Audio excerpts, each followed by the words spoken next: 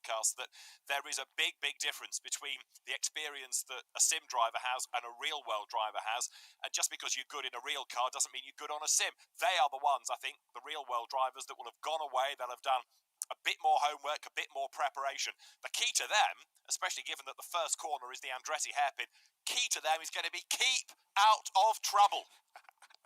And that is a very good point. We did have quite a lot of controversy, quite a lot of activity and action, shall we say, last time out at Monza. But there's been a good period of time now since that last race. The drivers will have been in their rigs, in their cockpits, practicing getting the laps down for Laguna Seca. Because folks at home, don't forget, this is a 4-round championship. So we've scored points in Monza. We're racing for the Pro and the Am sim drivers and the Pro and the Am real world drivers, 2 separate championships in their entirety. And Ben, does anything stand out to you from the on-track performances of our drivers last time out in Italy? I think the surprise both in the Charity Cup at Suzuka when we kicked off the Asian Series and also this first round from Monza a couple of weeks ago is that the talent over in Asia is incredibly high. Perhaps in Europe we're not so aware of all of these drivers. Of course, usually European races happening in European time zones don't necessarily get populated by too many Asian drivers because it's a bit of a commitment to get up at 2 in the morning and then do a 6-hour race.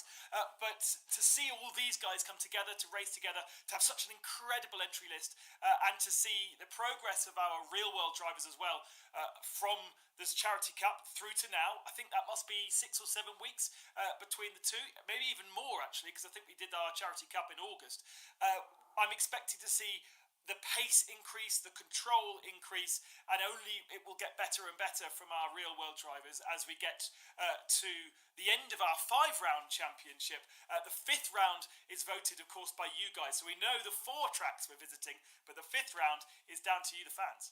Fantastic. Great answer there, Ben. And now we're talking about that championship. Let's have a look at the standings and see where the positions stand after the first race. So in the Sim Driver Am Championship, Carl Peterson took home 25 points for race victory ahead of Andrew O'Hara in second place. And in the Pro Sim Driver standings, it's Joseph De Jesus the 4th and King Long Lee at the head of the standings. We used 25 points for the win, 18 for second and down. So Kevin C and we've got Zhao as well in second place for the real Am Championship. Remember, pros and Ams are racing in this series, and the real world pros is Dushaven Padiache, who takes the initial advantage with 25 points ahead of Zhao Tong Lang. So 25 for a win, 18 for second, all the way down to 10th position.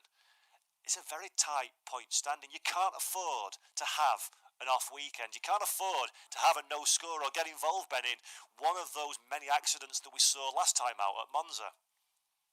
And that was the key, wasn't it? The result at the end of especially our real world race, but also our sim race, didn't necessarily reflect that we saw from the drivers, the chaos.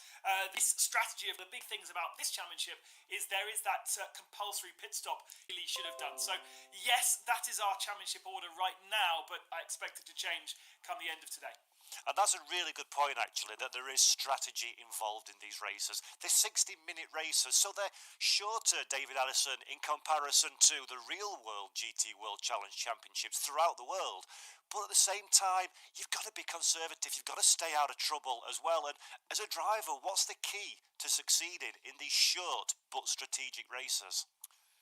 It's a flat-out sprint, isn't it, for an hour? And you've got keep out of trouble. First corner, qualify well, because if you are at the front of the grid, you're away from all of those cars around you. You'd either like to be at the front and away, or if you've had a really bad qualifying, get at the back and let the accident happen ahead of you. So keep out of trouble, try and qualify well so you're not in the mix of cars all around you. But then you've got to think about that again in terms of when do you make your pit stop. Now, if you're running in, and we saw it at Monza, a 4, 5, 6 car battle pack, and you can't make progress, you can't get through the traffic, bail, pit, get that pit stop out of the way.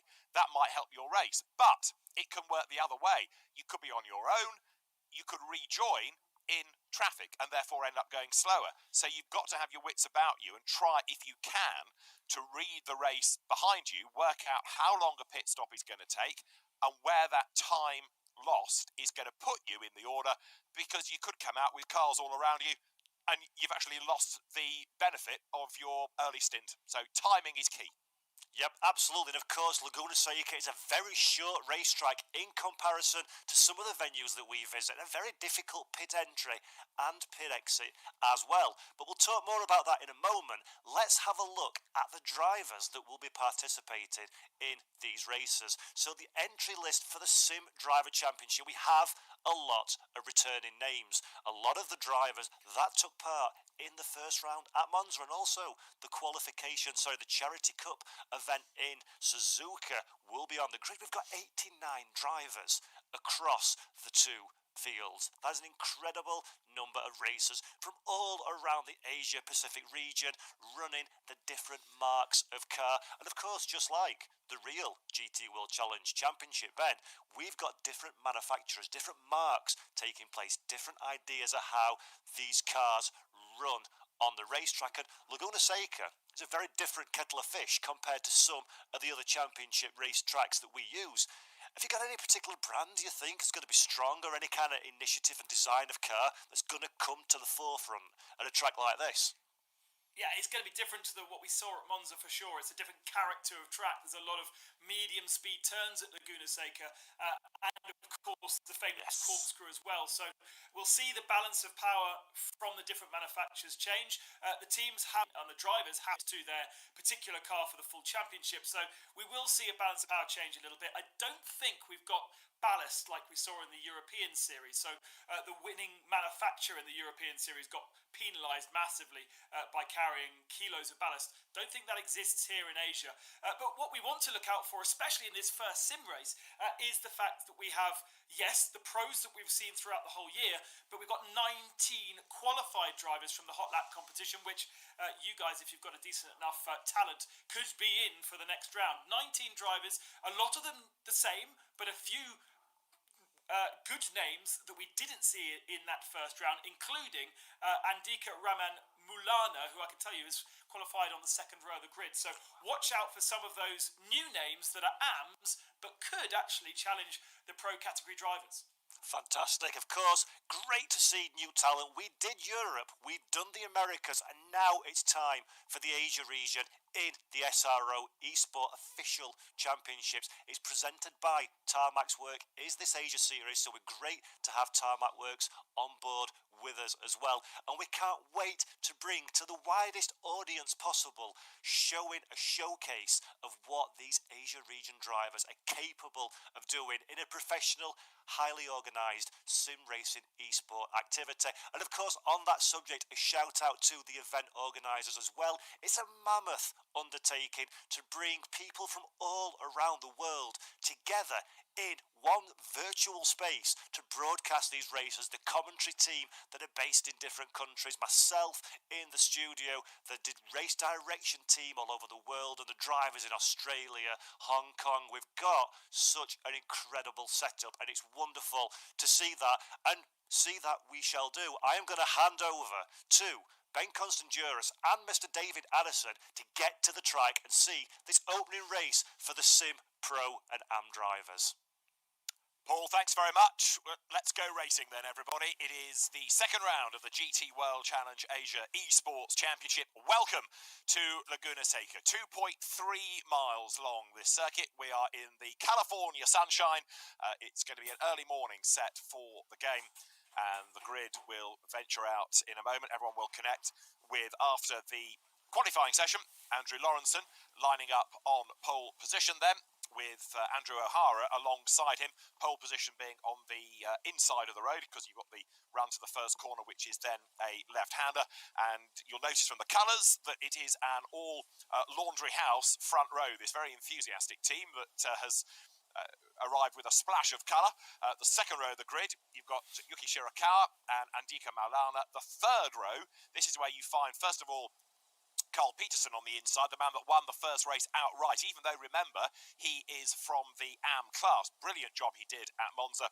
And it is Joseph de Jesus, the pro class leader, who dominated the bulk of the race but lost out after the pit stops. He will line up 6th on the grid as the cars now blast away. Remember, it is a rolling start, so the drivers make the run now up into the Andretti hairpin, and this is, I think, on the basis of what we saw at Monza, Ben, going to be wide open, because picking a winner is very difficult indeed. Well, look at the qualifying list there. Porsche, BMW and Mercedes and Ferrari on the front 4 places on our grid. There doesn't seem to be a dominant manufacturer really at all. Good to see some Hondas, some Nissans, some Aston Martins a bit further down. Really, perhaps these drivers a little bit more free with their choices of car. I'm pretty sure they were locked into these choices for the full year. But of course, with so many competitors coming in, people coming in race by race, qualifying through a hot lap, that is giving us new names to learn, but also new cars and new liveries to see. And of course, I think even our friend Joseph de Jesus has got himself a new livery there, thanks to his association with Tarmac Works. I don't remember it being quite so sexy as that last time out.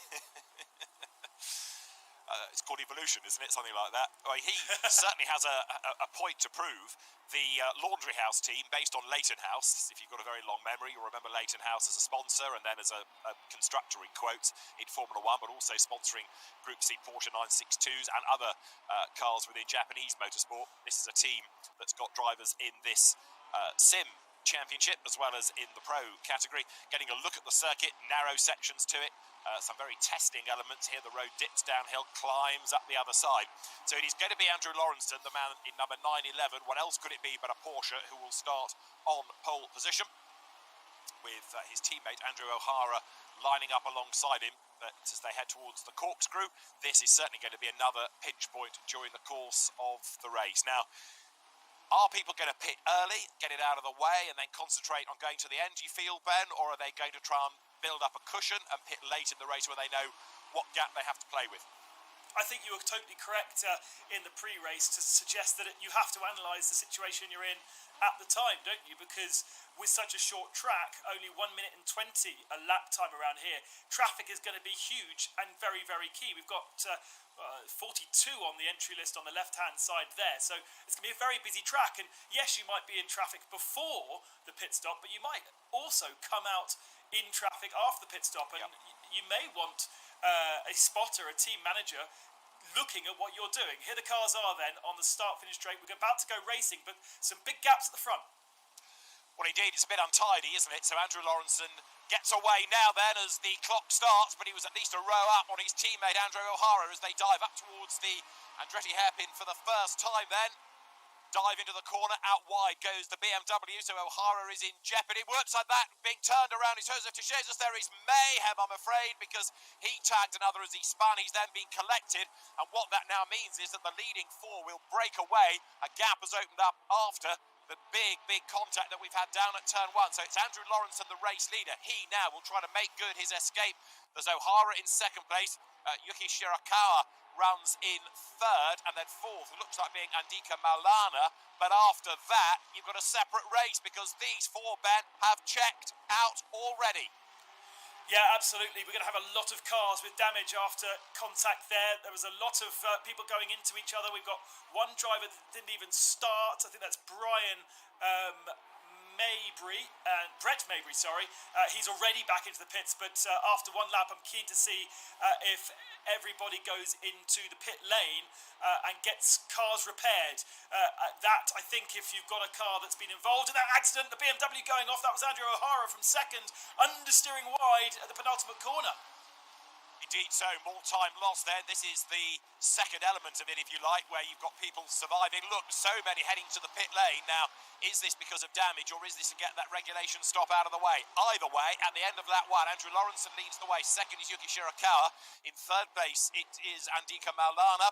Good battles going on lower down the field, including number 22 of Bank Panathit with his Vitana Motorsport Lamborghini. He's trying to attack. He is also trying to fend off the battles going on all around him, running in 10th place when he crossed the line. But Lawrenson's first lap, possibly with a slightly anticipatory start, has certainly given him a good cushion, Ben. 1.7 seconds already.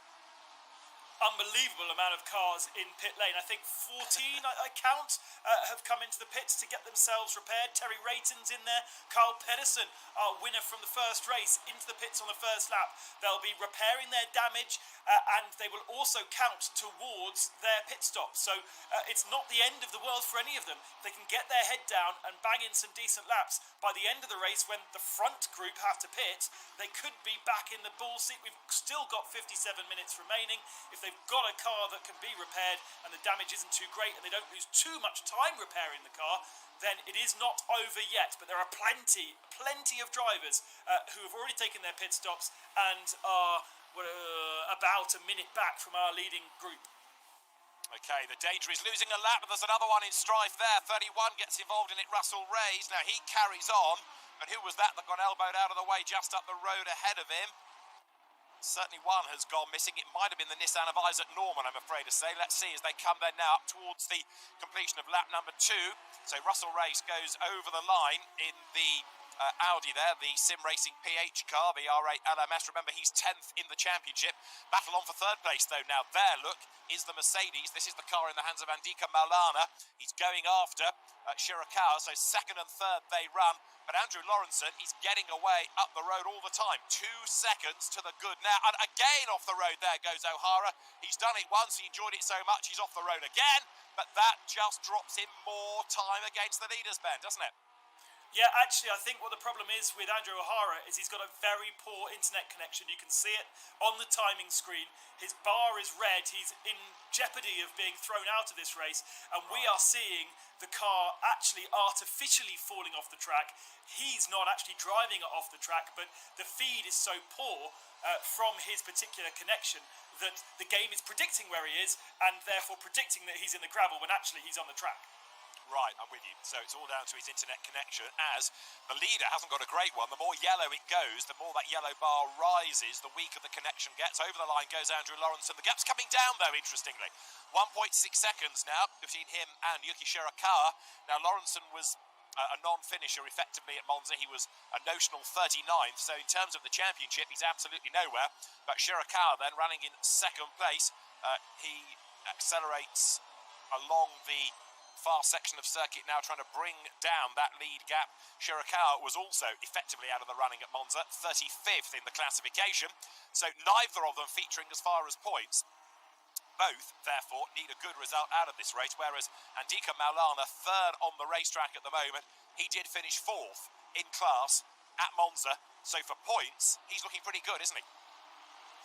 Yes, absolutely, and I think we kind of rip up the first round results and start afresh here because we've got so many cars out of position. Joseph De Jesus, fastest man in qualifying in Monza, didn't get it all his own way in the race, and I think he may be a retiree. We saw him turned around, we saw plenty of contact into his car, and he has one of the 3 drivers yet to leave the pit lane, and so I think he may well be out of this race. Jos Pervian also a driver, number 14, out of this race, and as I mentioned, Brett Maybury also staying in pit lane. Plenty of people choosing to go into the pits early. A lot of cars, look, up to 25th haven't pitted, but from that onwards, they've all pitted already. Even if he goes out, De Jesus has got a drive-through penalty, I noticed, as also has Brett Maybury, who you said had barely taken the start. Well, I think he has kind of joined in, but we'll double-check in the timing software in the game. But you're right, lots of people bailing for the pit lane. Carl Peterson there, the man that won from the AM class outright at Monza. Now, he's down in 30th place. I think you said he'd already made a pit stop. Question here, which could be significant, Ben, is did he stay on the lead lap, do you know? Well, of course, we don't have safety cars, so we're never going to have a position where we're going to concertina up, and that's going to be a huge disadvantage.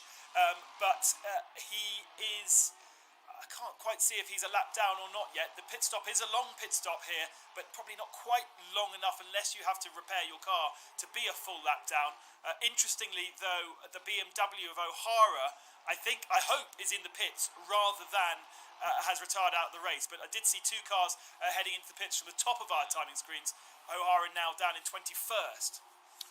Mia Rose going strongly there, 9.09, and her Aston Martin starting now to go after the Laundry House Honda just up the road ahead. That is Sergei Mironenko, the 36-year-old. He's done a bit of real-world karting. But Mia Rose doing a really good job here, the Australian. She runs in the AM class as well. There she goes. Really good livery that she's chosen for that car. Heads over the line. Lead gap is going up again. Lawrence getting away from Shirakawa. 5 laps are in the book. And yeah, just going back to Carl Peterson, the thought behind my question about him being on the lead lap was that if he has got that regulation stop out of the way now, the damage is cured, and he's got good pace, as other people serve the stops, he will just gain and gain and gain and get him back up the order for points, won't he? Look at the left-hand side of the screen. The drivers that have the green highlight on their name are the drivers that have served their pit stop. So actually, Peterson came out of the pits, 5th driver who has made their stop. He's got Terry Rayton, I think, is the first of the cars that have pitted. Now, that would have been all down to the fact that some will have had to be in the pits longer than others because of the damage to their car. But at least they've ticked that box. I don't think there was any need to do anything in the pits for this race. Fuel was good and tyres would have lasted. So basically, it's just to tick the box that you've been through the pit stop. You've got to take 1 litre of fuel only. That's the only regulation. And this is a nice little battle. It is. It's Nigel Chua, who's a long way down in 31st place, trying to get up and pass number 37 of Yohei Im in the Audi. For the moment, it is the Audi then that just hangs onto the place. Nigel Chua himself coming under attack as they sprint down the hill once again. So they are also trying to close on the Porsche, Kevin Chen's car. Calvin Chen 117 there. You can see just going through. It's another of the many of the Laundry House colours. But it's a long way down the order, this fight. But it is for drivers, interestingly, that have served their pit stop. And there the Audi suddenly slows, does it not? So the Audi 37 slows right down.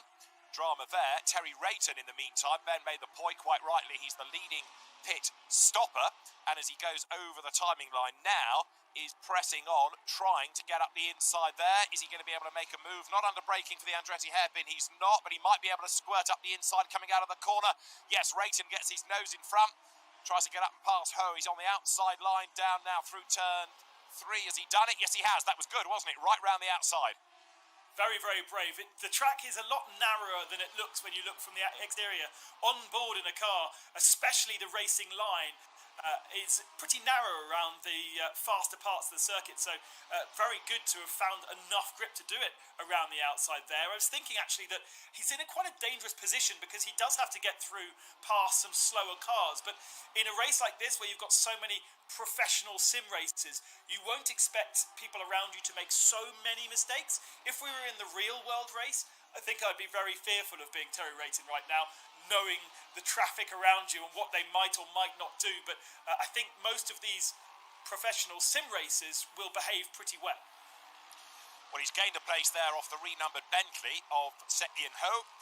And further down the order now, this is a car that's going quite strongly, isn't it? Number 15 of Naki Aslam, the Lexus, the Axel sports car, has arrived on the scene in 4th place. Now, like all the leaders, yet to make a stop. The best of those stoppers is 18th at the moment. It's Mironenko in number 7 Honda, Sergei Mironenko.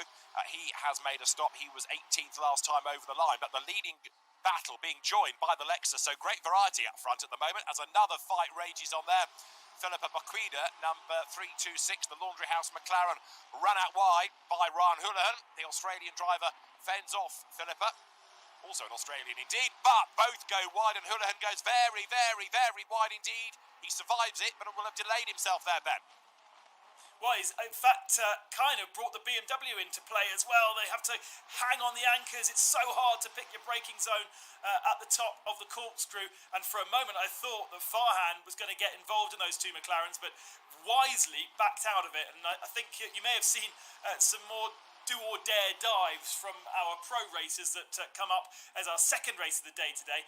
But that was sensible driving from Farhan as Stanley behind in the Ferrari heads into the pits. And look how busy pit lane is. Some of those drivers are pitting, others are retired out of the race, including, I'm afraid, Andrew O'Hara. I think he did have a disconnect on lap 3 and he hasn't been able to rejoin the server. Okay, disappointing. But as you say, in then comes the 20-year-old Ferris Stanley, who only took up sim racing a couple of years ago, but he's another member of the expansive Laundry House team. Race leader still is Andrew Lawrenson. Remember, this is a 1-hour race, so we've had a fairly energetic first 12 minutes. He's got the lead gap edging up all the time now to nearly 3.5 seconds. Tubagas Farhan, number 78, you're riding with in his BMW. He is in 13th place now. Onto the power, climbs up the hill under the VP gantry. And then the climb now on towards the Corkscrew. Philippa Boquida, in the meantime, having got past Ron Houlihan up into 11th place, getting away. But you're right about Farhan in that BMW. Whoops, there's been a drama ahead. Aston Martin rejoining. Order shuffles yet again. So much chaos. Surprised, actually, that there's so much chaos, because usually the sim guys are so consistent, and I think just perhaps there's a few guys that are having to deal with slightly crooked cars here. It's not an easy track either to contend with and do your best job, and really the challenge of Laguna Seca, perhaps not necessarily a chosen track for our drivers to compete on, is seemingly causing strife even for our pro sim drivers. So I'm not quite sure how it's going to work out for our real world drivers when we get to that second race. And contact. Ron Houlihan gets turned around. The BMW is involved in that as well. So that, I'm afraid, is Tubagas Farhan, the Indonesian driver, getting involved in the strife. Meantime, out on track now, have a look at Kin Long Lee, second in the championship he is, with the Waco's Flip Table Racing Mercedes. Some brilliant names in sim racing. And he is coming under attack, isn't he, now? Because really charging on behind is Mia Rose. So this gap has come down and down and down, and Kim Long Lee having a real workout now to hang on to that position. And of course, behind them in 7th place, have a look, Luis Moreno, number 21, with his Nissan. He has got a 5-second penalty. Yeah, so a lot of these penalties, I'm trying to see in race direction whether we've had any human given penalties, which I don't think we have yet, but a lot of the penalties will be given by the game, generally for track limits. But in this particular track, there's not too many places where you actually can get the game to give you a track limits penalty, generally because you don't make up enough ground by exceeding the track limits. There's a bit of dust and gravel on the exterior of most of the corners, which kind of slows you down, basically. One place where you can benefit is kind of straight lining the Corkscrew. So it may be that Moreno lost his braking point at that point in the track, and the game deemed that he made up too much ground by entering back onto the track ahead of where he should have been, and therefore he's been given that 5-second penalty, which he can serve at his pit stop. Understood. Right, you're riding on board here with Mia Rose. She is in 6th place as the cars now work their way down through the Corkscrew, the run then up towards Rainy Curve. That's the fight externally. This is how it looks on board. She's about, half a length back, if that. Closing as they drop down the hill now, out of the Rainy Curve, then to turns 10 and 11, and then hammer up towards the completion of the lap. Mia Rose closes right up there then, so the Aston Martin running in the AM class as well, don't forget. Kin Long Lee is in the pro category. Over the timing line they come, they climb the rise. Is she near enough to make a move down to the Andretti hairpin? Thinks about it, closes, but the line was already covered off, so good defensive driving by Kin Long Lee. He's second in the championship, don't forget, so he could do with banking some points here, while the front runners from Monza in the main have done a bit of self-destruction. Ben, this comes back to what we had in the European Series. Short championship, don't make mistakes, bank points across the races. And it also proves just how good a job Mia Rose is doing, as she now looks down the inside and makes that one beautifully stick. A little bit of help on the exit of the turn, but that was a decisive move, and really King Long Lee is wise not to fight it too hard, because, as you say, points are better right now, considering Lawrenson has no points in the championship. I'm just checking my notes. And Shirakawa, I think, was another retiree. Mulara, we didn't see in the first round. Aslan, I think he appeared but has no points. So really, the first person that has any points in the championship is in 6th position. And as you say, some points are better than no points, and if he can just hang on to the back of Mia Rose and not lose too many more positions, then he'll be in a good position come the end of the 43 minutes. But Mia's doing a fantastic job. Best of our AM drivers by quite a margin, actually. I had Maulana as being fourth at Monza. So, by my reckoning, and yes. I'm not saying I'm right, but I reckon he did score. So he's one of the few that he's able to have a half-decent result out of both races. So Maulana, and also, as you say, having been second in his class, Kin Long Lee, not second in the race, but second in his class, because it was a race won by Carl Peterson from the AM category. Now, how are our pit stoppers getting on? Quick look down the order. 17th is where you've got Sergei Mironenko. So the Laundry House entered Honda for the Australian, who's an AM. 17th. Now, what are his lap times like? How is he faring? I don't think he's suddenly going to jump into the race lead when the Porsche of Andrew Lawrenson makes a pit stop, but Mironenko certainly does have the potential to gain more ground when those ahead cycle through the regulation stop. I think the key thing there is that is a pit stop which didn't require any repairs to the car, whereas Terry Rayton, the first of our pit stoppers on that first lap, would have had to, or would have chosen to repair the car after a little bit of contact. It may have been just the tiniest bit of contact, but either way, it's not a massive gap between them. My calculations on that timing screen suggest about 4 seconds between Mironenko and Rayton, but that 4 seconds could easily come down to nothing by the end. 40 minutes still remaining. Mironenko's lapping about half a second slower than Rayton, and Rayton is on pace at the tail of the field. Another man to look out for, actually, really on pace further down, is Relay, the number 44. He's doing great pace. Him and Yat Lam Law behind are really on the pace of the leaders. Absolutely so. And another one going quite well there, look, is Mercedes number 5, getting class points. This is Charles Teixeira, the Singaporean driver. Now, if you think back to the opening race at Monza, he qualified really well, but then the race unravelled quicker than a ball of wool with a cat playing with it, so he dropped way down the pack. Here he's doing it in reverse. He didn't qualify brilliantly, but he is making progress forward. He's 8th in the pro category in the championship, so he's another one trying to salvage yet more points out of the race, and he's now inching up onto the back of Philippa Bocquida in the McLaren there. Yeah, remember, she was fighting with Houlihan a couple of laps ago, but I think we saw him touched into a half spin, so now he's a couple of places back and not quite in shot there. I thought he might just appear. But Theresa's gaining experience, gaining confidence, and able to then, in a moment perhaps, put himself into the top 10 positions. So Philippa Bocquida, one of the two girls in the sim race, the other being Mia Rose, both going strongly, and a place change there. Terry Rayton gets up the inside of the Bentley, so that puts Ian Ho down one spot, puts Rayton up into 18th. He's now not that far adrift of Mironenko. So of the stoppers, you can subdivide those, can't you? The damaged pit stoppers and the regulation pit stoppers. And Rayton heads the damaged class, as it were, whereas Mironenko heads the regulation one, both from Laundry House. But Rayton is making progress then. We've had the first 20 minutes elapse. Over the timing line goes Rayton, and now up into 18th spot at the expense of the purple Bentley. Keen to see what kind of lap times he can do now with a bit of clear air. Andrew Lawrenson at the head of the field doing a 1:22.1. Maulana did a 1:21.9 last time through, and every so often you do see 21s coming in. But for the moment, Terry Rayton's only been in the 23, so with a bit of clear air, it'll be interesting to see if he can get a little bit more pace out of that car. Nobody really, if you do a 21, you're doing a very good lap time, but I presume that whether it be first or 20th, you're latched into some kind of traffic, such as the spread of the field and the shortness of the lap.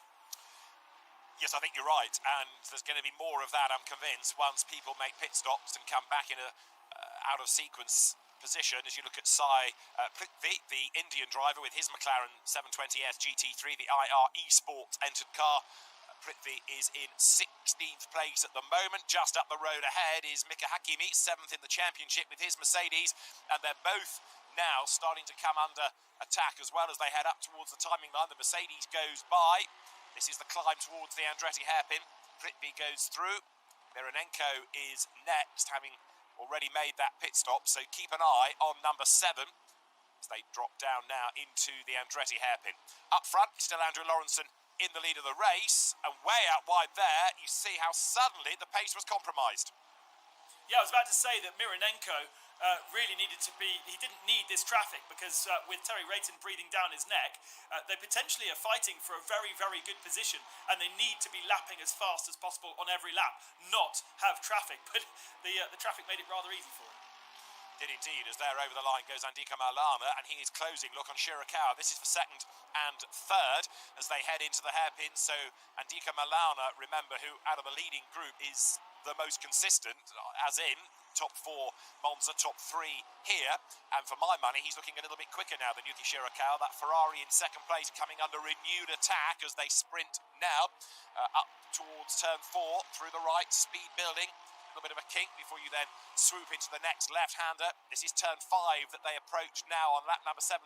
Into it goes Shirakawa. But Andika Maulana started the lap just under 4/10 of a second adrift. And then behind them, also going really impressively, Nakib Aslan with that Lexus RCF. So great variety on display here, Ben, within this leading gaggle of cars. Yeah, wonderful to have so many different marks of car, and shows what a great job AK Informatica as the race control and our broadcast partner have done to kind of balance of performance these cars and make sure they are all equal. So regardless, they will all feel, and they all do feel, very, very different to drive. But it does seem that the spread of field seems to all be, across a lap, relatively similar in pace. There isn't what we're seeing in some of the other endurance championships on other platforms right now, one car that everybody chooses because it is the best car. Here there seems to be obviously brand loyalties coming into it a little bit, but also just preferences, and having a front engine car or a mid engine car, they'll feel so different. One of the things that I've felt recently, having spent a bit more time working and driving in this game, is there is a window in which your tyres work at their best. And I'm just wondering whether the Ferrari has had a slide, has pushed his tyres a bit too hard, and now is having to back out of it to try and get those temperatures back down into the window so that then he can start increasing his pace again. The pace isn't actually too bad. It's only about 2/10 slower than Andrew Lawrenson at the head of the field. So they are circulating very, very fast, but it does feel as though the Mercedes of Maulana is faster than the Ferrari of Shirakawa, even if the Ferrari, being mid-engine, should kind of use its tyres across all 4 corners much more than the Mercedes, where you tend to overheat the fronts because it's so heavy. And that window you're talking about, by the sound of it, is the temperature rather than tyre life. So you're not saying, if I understand you correctly, that after 20 or 30 minutes they start to drop off. It's if they get to a given temperature they start to lose their best. Is that right? Yeah, absolutely. So the drivers have all of this in front of them. They have all 4 corners broken up into 3 different strips. So outside, inside, and middle, and they can see exactly how much they're putting through those tyres. They can see how that is affecting the tyre pressure, and that will then colour in a different way, so that if they've put too much through the front, they start to go red, and then the driver will know to back off, but also will see by the lap times that he's not circulating as fast. Understood, right. Shirakawa right now is under real pressure from Andika Maulana behind him. Then you've got the Lexus riding shotgun in the hands of Nakib Aslan. Mia Rose doing a brilliant job in 5th, and she, for the moment, is the leading am, is she not? So doing a very impressive job right now. Andrew Lawrenson is still the overall race leader. White backgrounds to the numbers are the pros. Red equals am. 2nd and 3rd down through the corkscrew. A lot of rubber being laid down on the road there, of course, as the cars now work up towards Rainy Curve. Plunge down the hill then out of turn number 9. Shirakawa looks like he's got the answer for the most part. Meantime, lower down the order, Bank Panatip hanging on for the moment to 8th place. There he goes. But he now is on the back of Luis Moreno, who's already got that 5-second penalty. So Panatip trying to find a way past, but in real terms, he's ahead on corrected times anyway. Yeah, absolutely. Amazing to have Luis Moreno with us from the Philippines. Such a huge spread of different countries that perhaps aren't even representing global real-world motorsport at all. I did an interview with a Macedonian sim racer on Monday, and I said to him, who is the most famous Macedonian racing driver in the real world? And we were really struggling to think of one. I send you a challenge of the most famous Philippine racing driver. The Thailand, we can tick Alex Albon's box, but Philippines, I'm not so sure. There was a Philippine driver that did Formula BMW Europe a long time ago, and his name will come to me, but it is not an easy task. You're quite right. Yes, how long have I got? 33 minutes. I'll get back to you on this. Thanks for the challenge, Ben. Another bus will pass to 400 in a moment. Next battle to have a look for here is, as you can see, Hakimi under attack from Mironenko. So this, on the outside line, is the Laundry House Honda. Sergei Mironenko tries to find a way past Mika Hakimi, the Mercedes driver, keeping him at bay, and then Terry Rayton is right there. Actually, looking at the traffic behind him, Mika Hakimi is becoming the cork in the bottle, isn't he? Well, Mironenko had a 3-second lead just a couple of laps ago on Rayton, and now they're stuck together. So this has been disastrous for Mironenko in a battle that we think will be at least for the top 5. Terry Rayton is a top 5 competitor, so should be right there, depending on how much time they lose in traffic. I think Andrew Lawrenson at the head of the field is having lap after lap of clear road, and his lap times are way faster, even now, than these guys in the middle of the pack. So certainly, when it comes to the pit stoppers, I expect to see Lawrenson with a healthy advantage. These guys need to get into the 122s, clear this traffic, and Mironenko will be very frustrated to have lost the advantage of a damaged Lamborghini that Terry Rayton had to fix. He just can't find a way past that Mercedes right now. To answer an earlier question, Marlon Stockinger was the one I was thinking of from Formula BMW, but also factor in the late Jose Marcello, who drove in the UK and New Zealand and was sadly killed racing in America. He was another Filipino who got as far as champ car style level. So there's 2 from the Philippines. I'll work on the Macedonians. Meantime, this is at turn 1, and the battle pack dives into the corner. So up now, 1 place, as you've seen, has gone Mironenko. That puts him 15th. Still thinking of AM class points. He's got to be in the top 10 for that. Next target is Farhan, who's a long way up the road. So now, Ben, Mironenko needs to get his head down, doesn't he, and shake off all of that traffic as we approach half distance. Yeah, knowing that the overtaking point of the track is at turn 1, and he's managed to make space past Hakimi through turn 1, but there was no other space throughout the rest of the lap. And of course the Mercedes might have a slight pace advantage at certain points, but the Lamborghini very, very fast through that almost flat out left-hander and has the momentum all the way up the hill. So that's been a very easy pass for Terry Rayton, able to take the racing line into the corkscrew, fly over the brow of the hill. The car goes light there, the wheels start to spin when the ABS kicks in and make sure the car doesn't spin around. But Rayton now only had to spend half a lap behind the Mercedes, whereas Mironenko had to spend almost 2 or 3. Indeed so, and these fights are going to rage on as the cars then come now up towards the completion of the lap out of turn 11. Now also Luis Moreno is trying to keep back Tanatip at bay. Tanatip is, if you like, trying to deposit the Lamborghini 1 place up on the Nissan. So Bank Tanatip goes through. This is the climb up towards the corkscrew. The Nissan goes wide, and this is the Lamborghini's chance. Bank Tanatip tries to level as they come over the brow. Can't do it. 31 in the meantime is Russell Ray's, and he too is looking for position. But Luis Moreno, even with that 5-second penalty, is trying as hard as he can to stay within the top 10. Well, he's going to be, I would think, okay to do that, even though he's yet to make his pit stop. He will drop behind, yep, in he comes now, he will drop behind Tanatip on corrected time, but he gave a really good defence there. Eventually he bails, so he doesn't have to think about the pressure any longer down the pit road. Russell Ray's 20th on the road at the moment, going after 390. Yatlam Law's Waco's flip table BMW. But now, as we get into the second half of the race, more of the leading drivers, Ben, thinking pit stops. Yeah, curious to see where Luis Moreno comes out. This is a good indication to see exactly where he will come out of the pits. The car didn't look like it had any damage that he'll need to be fixing. He will simply stop. He'll stop for 1 second to fill the car with fuel. He'll then do another 5 seconds of penalty that he has now absorbed. Where does he come out in relation to Mironenko and Rayton? Well, you can look on the left-hand side of the screen. Mironenko and Rayton have already passed, and he might even drop behind Yatlam Law by the time he gets up to speed. Let's have a look. There he is, so it's a very, very long pit exit as well. Although you can be up to speed, you've got the very tight hairpin on the inside. So a pit stop is a very long pit stop for assorted reasons here. Luis Moreno back on track. Now he's done that penalty, so he doesn't need to think about dropping further down the pecking order. But where will he move up to on these pit stops? Now, in terms of Mironenko, yes, he's getting himself up the order. In terms of time, he is still a long way back, though, from Andrew Lawrence and the race leader. As long as Andrew doesn't make a mistake, he's looking good. But then again, we thought he was looking good at Monza, and problems intervened. They're going through is 21. Luis Moreno then 9th in class at Monza.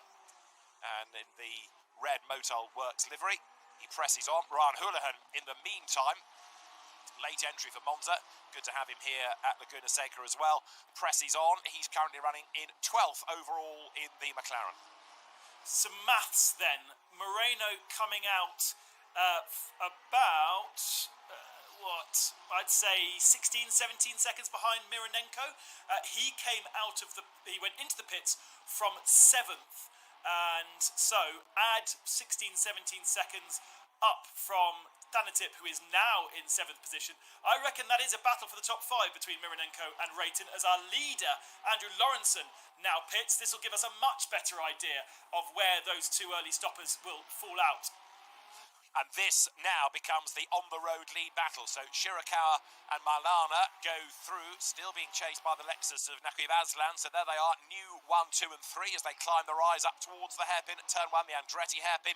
Road starts to drop away, turn downhill here.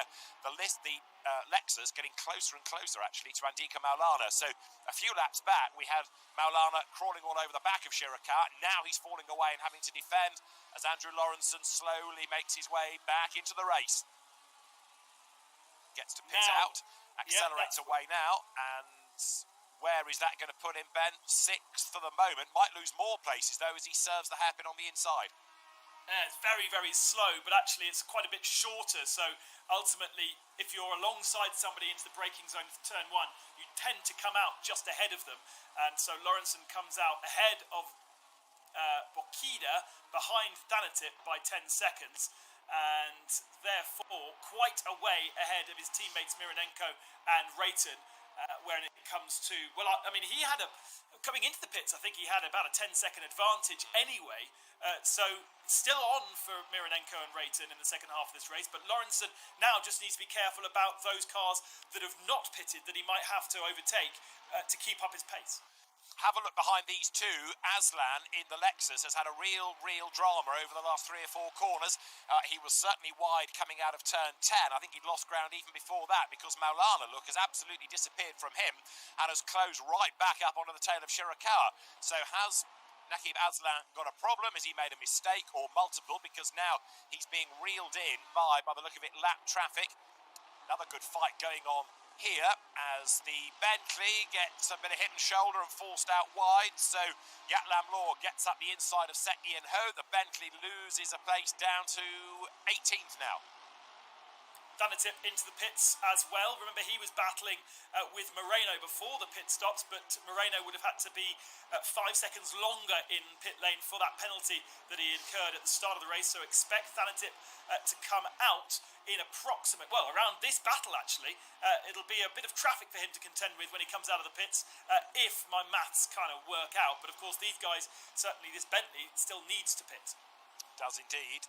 3 wide, that's never going to work, is it? As they come into turn 11, side by side, Yatlam Law in the BMW tries to go around the outside of Mika Hakimi in the Mercedes, and he's done it. Actually, he's got his nose in front, secures the place as they get up towards the timing line. So really good stuff, that. Yatlam Law finding a bit of grip on the outside.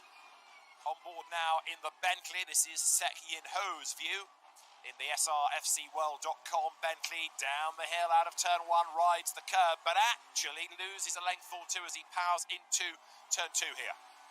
Slightly wide also into turn 2, missing the apex just a little bit, which pushes him onto the curb. He eventually gets back into racing line, which is the curb actually. You want to be turning into turn 3 whilst riding the left wheels over that curb, and many of the corners are the same, because here you do the same thing. Much better line there. You almost want to be apexing where the curb disappears to give you the best speed and pace up this hill.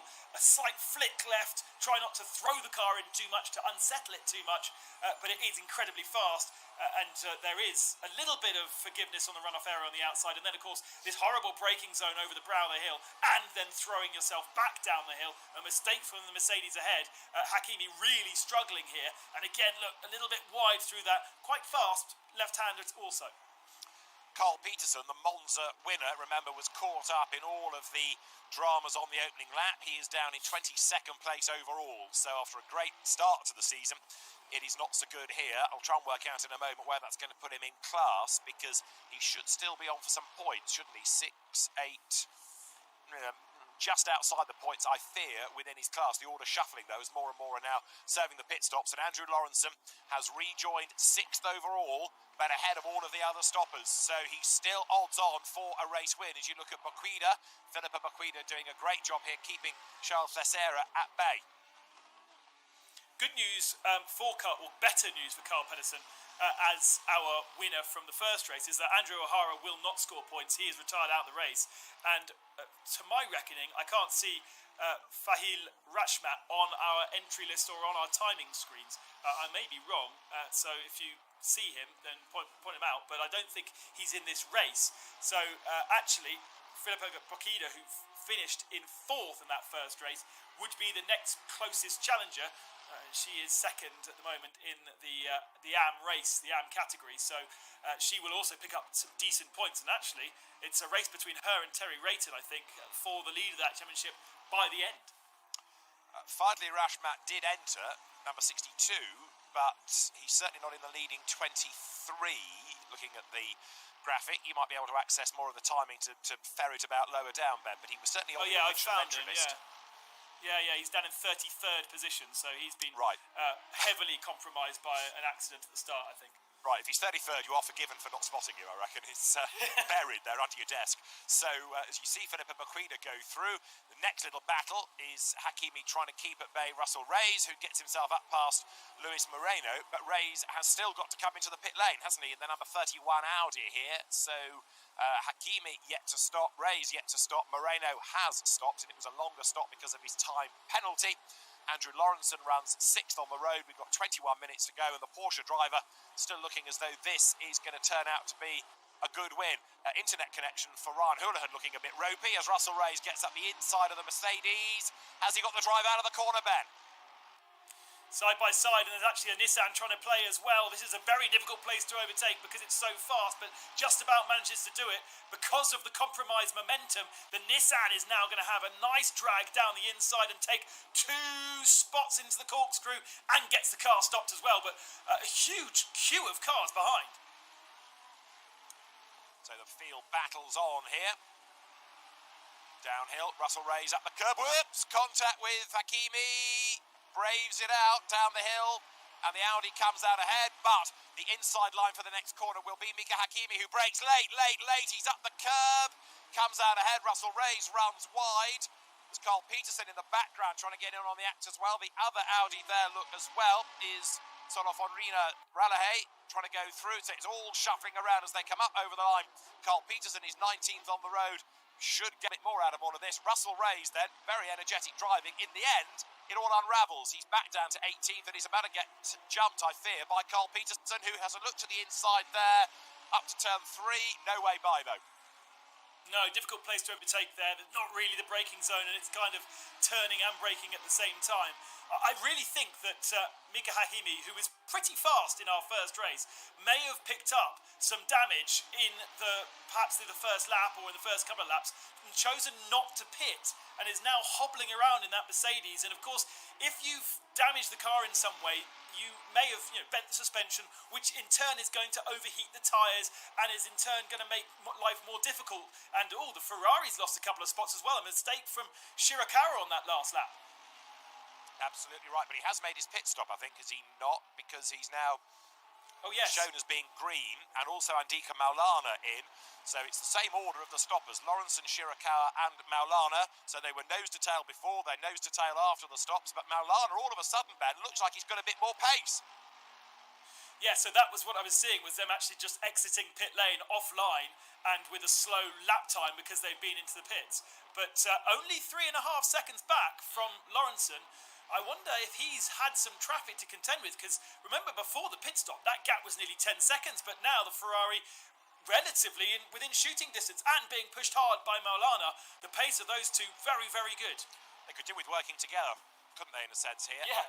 Don't just squabble over second, go after that race-leading car. Coming up now, out of at turn 11 over the timing line. Behind them on the road, got a lapped car. So the leaders go through. That's the Bentley, I think. So you've got now into the pits Mia Rose out of 6th place. Andika Maulana comes up to the outside line. Can't go through round the hairpin. Turns 1 and 2 down to 3 now. That right-hander. And let's see, the gap was 3.3 seconds last sector timing point. It's gone up 4 seconds. Now, look, Shirakawa is having to go defensive, and that's costing him time. His race, relative to the Laundry House Porsche, is unravelling because he's got to go defensive. Now, were Maulana to get past, could he go after the leader? Certainly has the pace, and has had the pace for the last good 15 minutes or so, I think, because he's been constantly hassling that Ferrari. The Ferrari just not seemingly having the pace. It's a car that we've seen across the Asian and the European season that looks after its tyres well, doesn't use the tyres perhaps to their maximum, and therefore you don't necessarily have the grip that you might have in other models, but you do have the longevity, and so you don't lose as much time by the end of the race. These guys, though, this pace actually is incredibly fast, despite the fact that they're fighting. Come to the end of the lap now, of course, their last lap would have been slow because of the pit stop and because of the exit to pit lane. This looks like good slipstream. Is there going to be space for Maulana on the inside? No, he's chosen to go to the outside and force the Ferrari into a compromised line, but I'm sure it's not going to work. Ferrari fends him off, so Yuki Shirakawa keeps Andika Maulana behind as they drop down the hill then.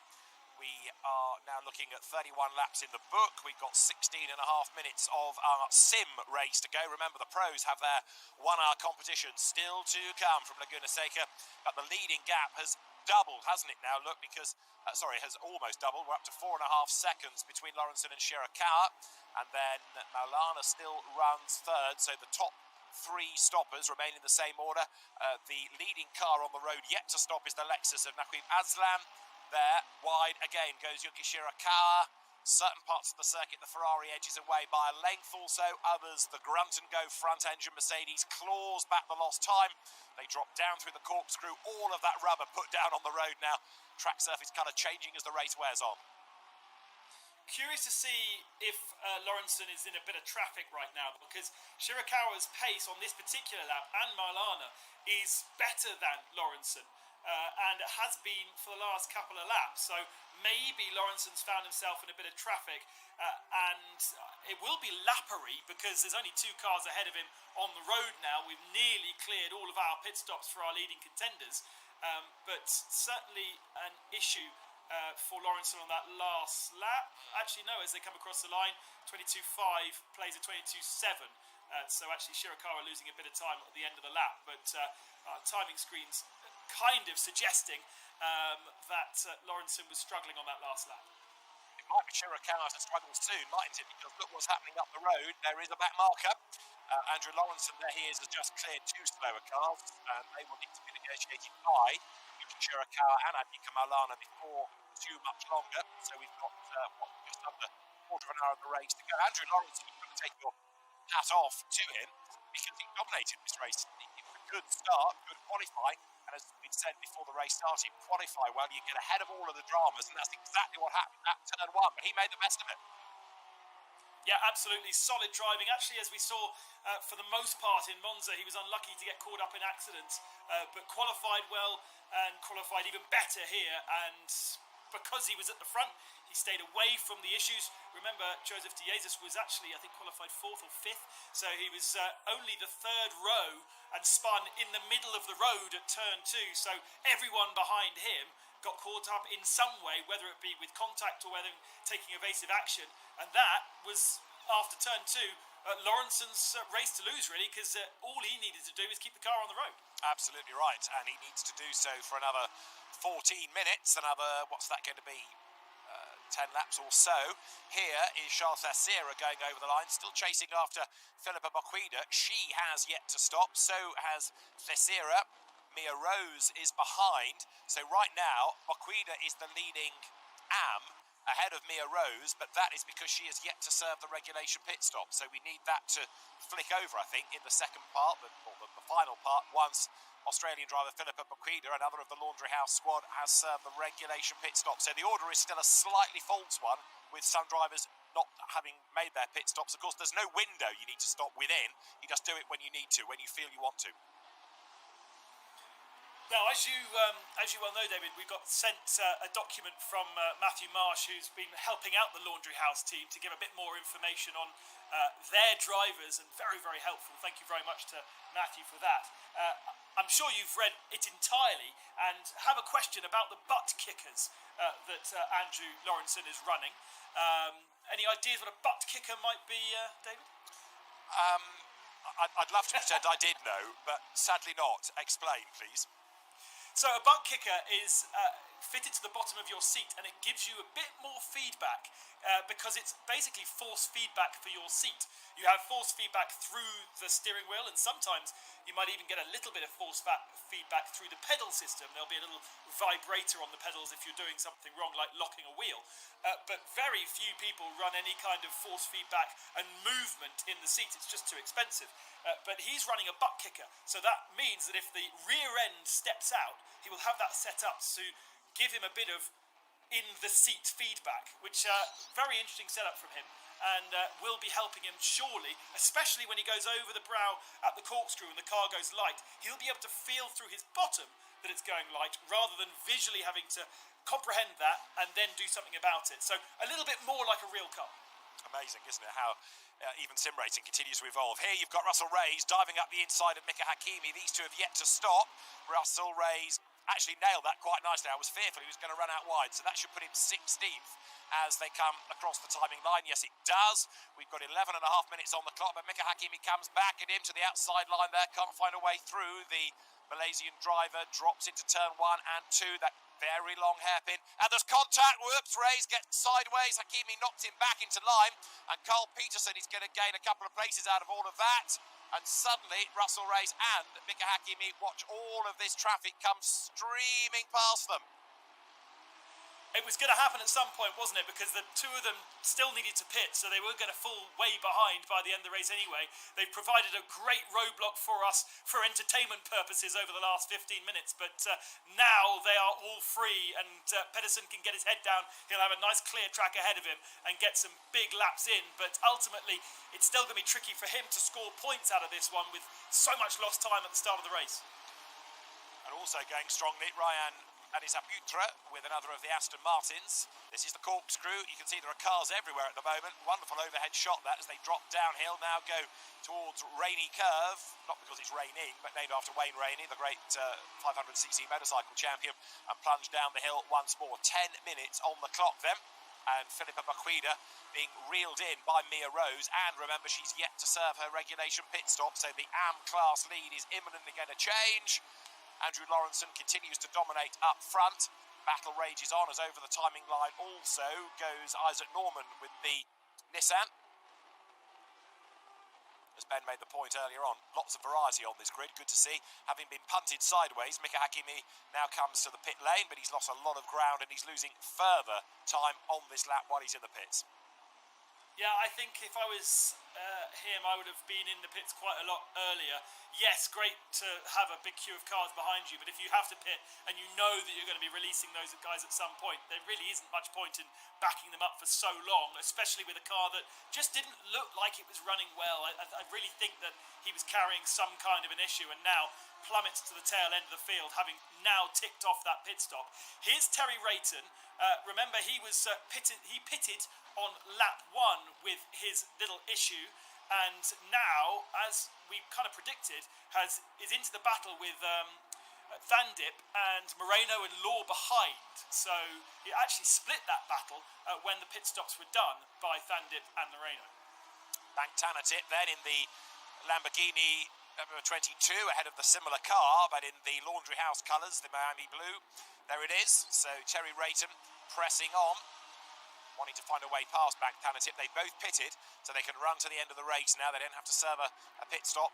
So Tanatip down towards the approach to the corkscrew. Way out wide there goes Terry Rayton. That might cost him a length. Let's see.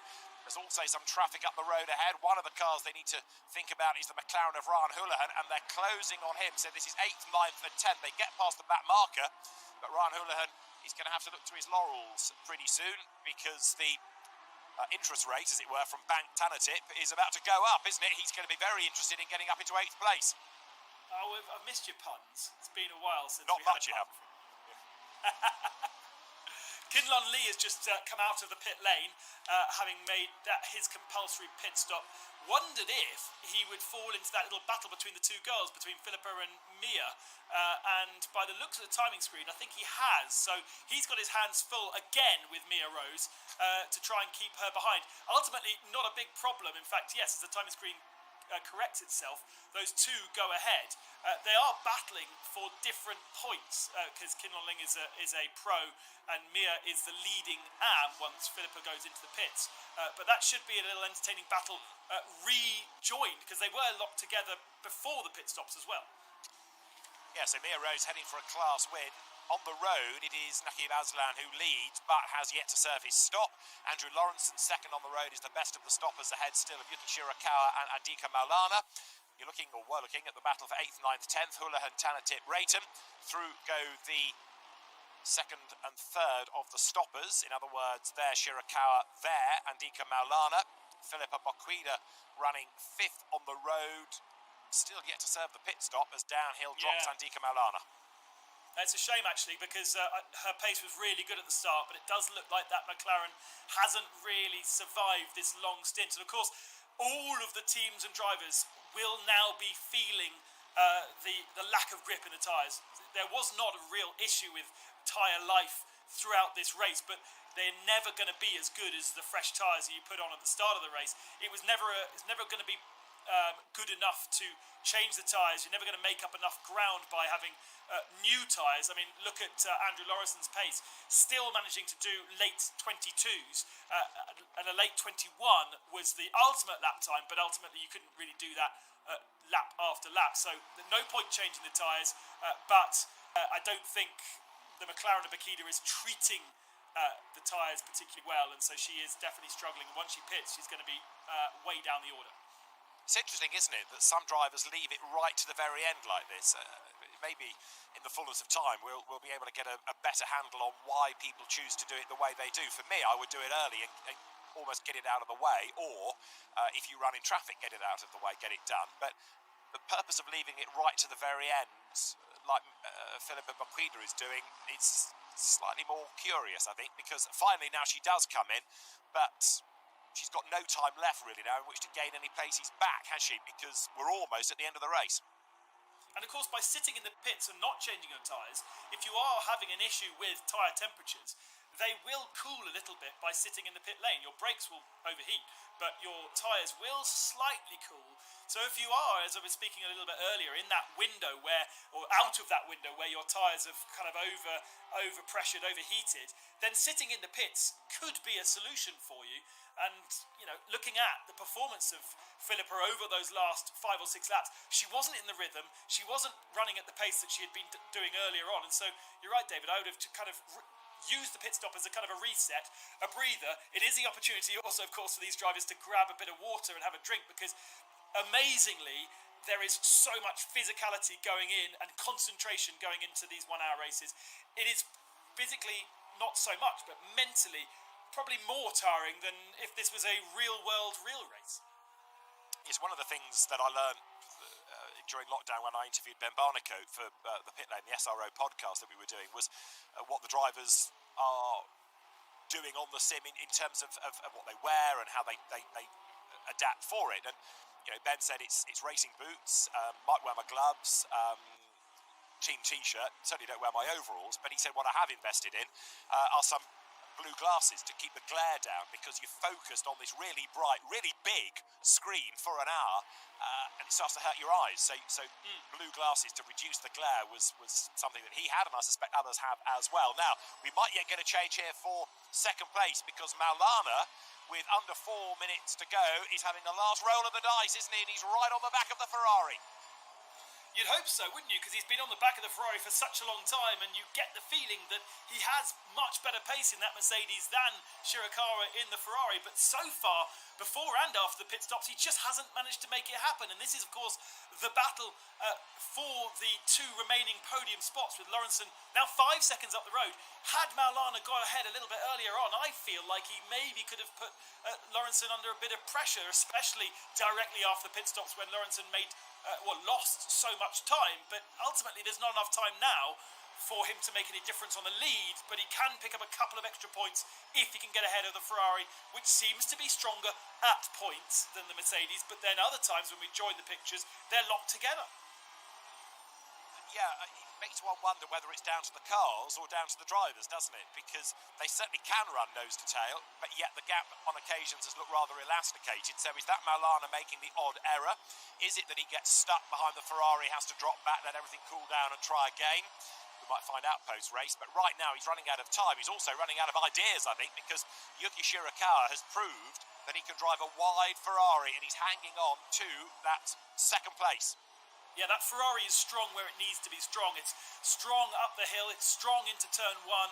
Under braking, it didn't look very strong, but it had enough of an advantage going into the turn now this is, look, they're very, very close here, but coming out of the corner, the Ferrari does seem to just stretch its legs a little bit. This time the Mercedes has kind of kept close, but can't jam it down the inside of the corkscrew. He really just needs to focus on being as close as possible out of the last turn and trying to get the traction down so that into turn one he can then get it hard on the brakes where he definitely is better. So let's see as they come into turn 11 then. There's a minute and 3/4 still to go. Andrew Lawrenson might squeeze an extra lap out of this at the end of the lap, but now look, finally Maulana is going to commit. Yes, to the outside line. This is the first real chance we've seen him have. He's on the outside line into turn one. He's never going to go around the outside there. He needs to get the switchback if he can, but that is covered off by Shirakawa, and Maulana comes out of the corner a further length back. It was a good idea, but the nature of the road, the topography of the circuit is going to go against him. He needed the inside line there, look, going up to turn 4. And Shirakawa knew, Ben, exactly what was coming and got that door closed and locked and bolted plenty in advance. Yeah, absolutely. It's all now. It's not necessarily about the pace that these two drivers have. It is about racecraft, and Shirakawa doing a great job where he needs to, and almost Maulana just needs to really start thinking hard about how to force Shirakawa into a mistake or force him off the ultimate line, because Shirakawa doing a great job at just making sure he's fast and he's covering the line, but that was a little bit on the edge going through the corkscrew. The Ferrari bobbing up and down as though he just took a fraction too much curb and a slide through Rainey as well. He's under pressure, he's feeling it. 30 seconds remain. Andrew Lawrenson is now on his last lap. Okay, so the race leader starts the last lap of round 2 of the GT World Challenge Asia Esports Championship presented by Tarmac Works, and it is Andrew Lawrenson who gets a hat tip for this. He's absolutely dominated the race there into the turn 1, into turn 2 hairpin. The Andretti hairpin goes for second place. Yuki Shirakawa and Dika Maulana behind as they drop now down once again into turn 3. Maulana has tried and tried and tried, and he's just going to come up short. But again, look, the Mercedes is quick. It's right there on the back of the Ferrari. He thinks about having a go, but Shirakawa's defence has been really impressive, Ben. He's not put a wheel wrong under pressure, really, for an hour. No, but he's really struggling with the rear end of that Ferrari. You can see it moving around. He's not able to get on the power. He's not able to get away from the Mercedes, and that was why, through turn 2, the Mercedes closed in so quickly. Here's another traction area you need to be careful with. The traction control on that Ferrari probably turned down to as little as possible, and the rear end moving around. Here was where he made that little error last time. This time he covers it off, and the next opportunity is the last corner, so I think he's done enough. So Maulana running out of corners, running out of time. It's going to be a dive up the inside if he's lucky, if he can. In the meantime, though, Andrew Lawrenson is heading for a race win for Laundry House, for Porsche. Andrew Lawrenson comes across the line to win, the Australian driver victorious at Laguna Seca. Second is Yuki Shirakawa. You've got to say he deserves that, the way that he has defended race long. Yuki Shirakawa finishing in second place, the Japanese driver. Third, Andika Maulana. And what about fourth? It's going to be Nakib Aslam.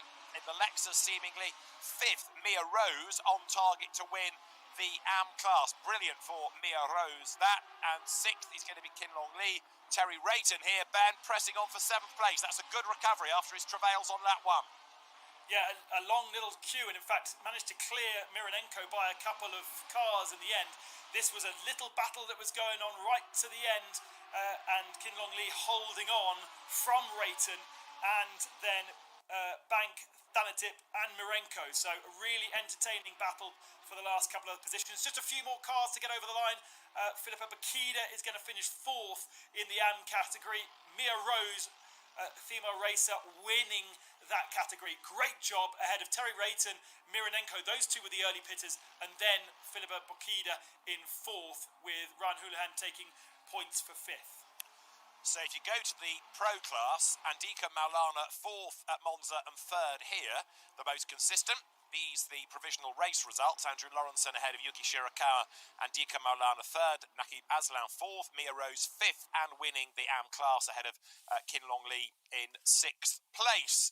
Right then, an excellent race and plenty to keep us talking and watching all of that. Paul, I think you enjoyed it as well, because we had some great battles all the way through the field, apart from for the race lead, where Andrew Lawrenson just checked out right at the start, didn't he?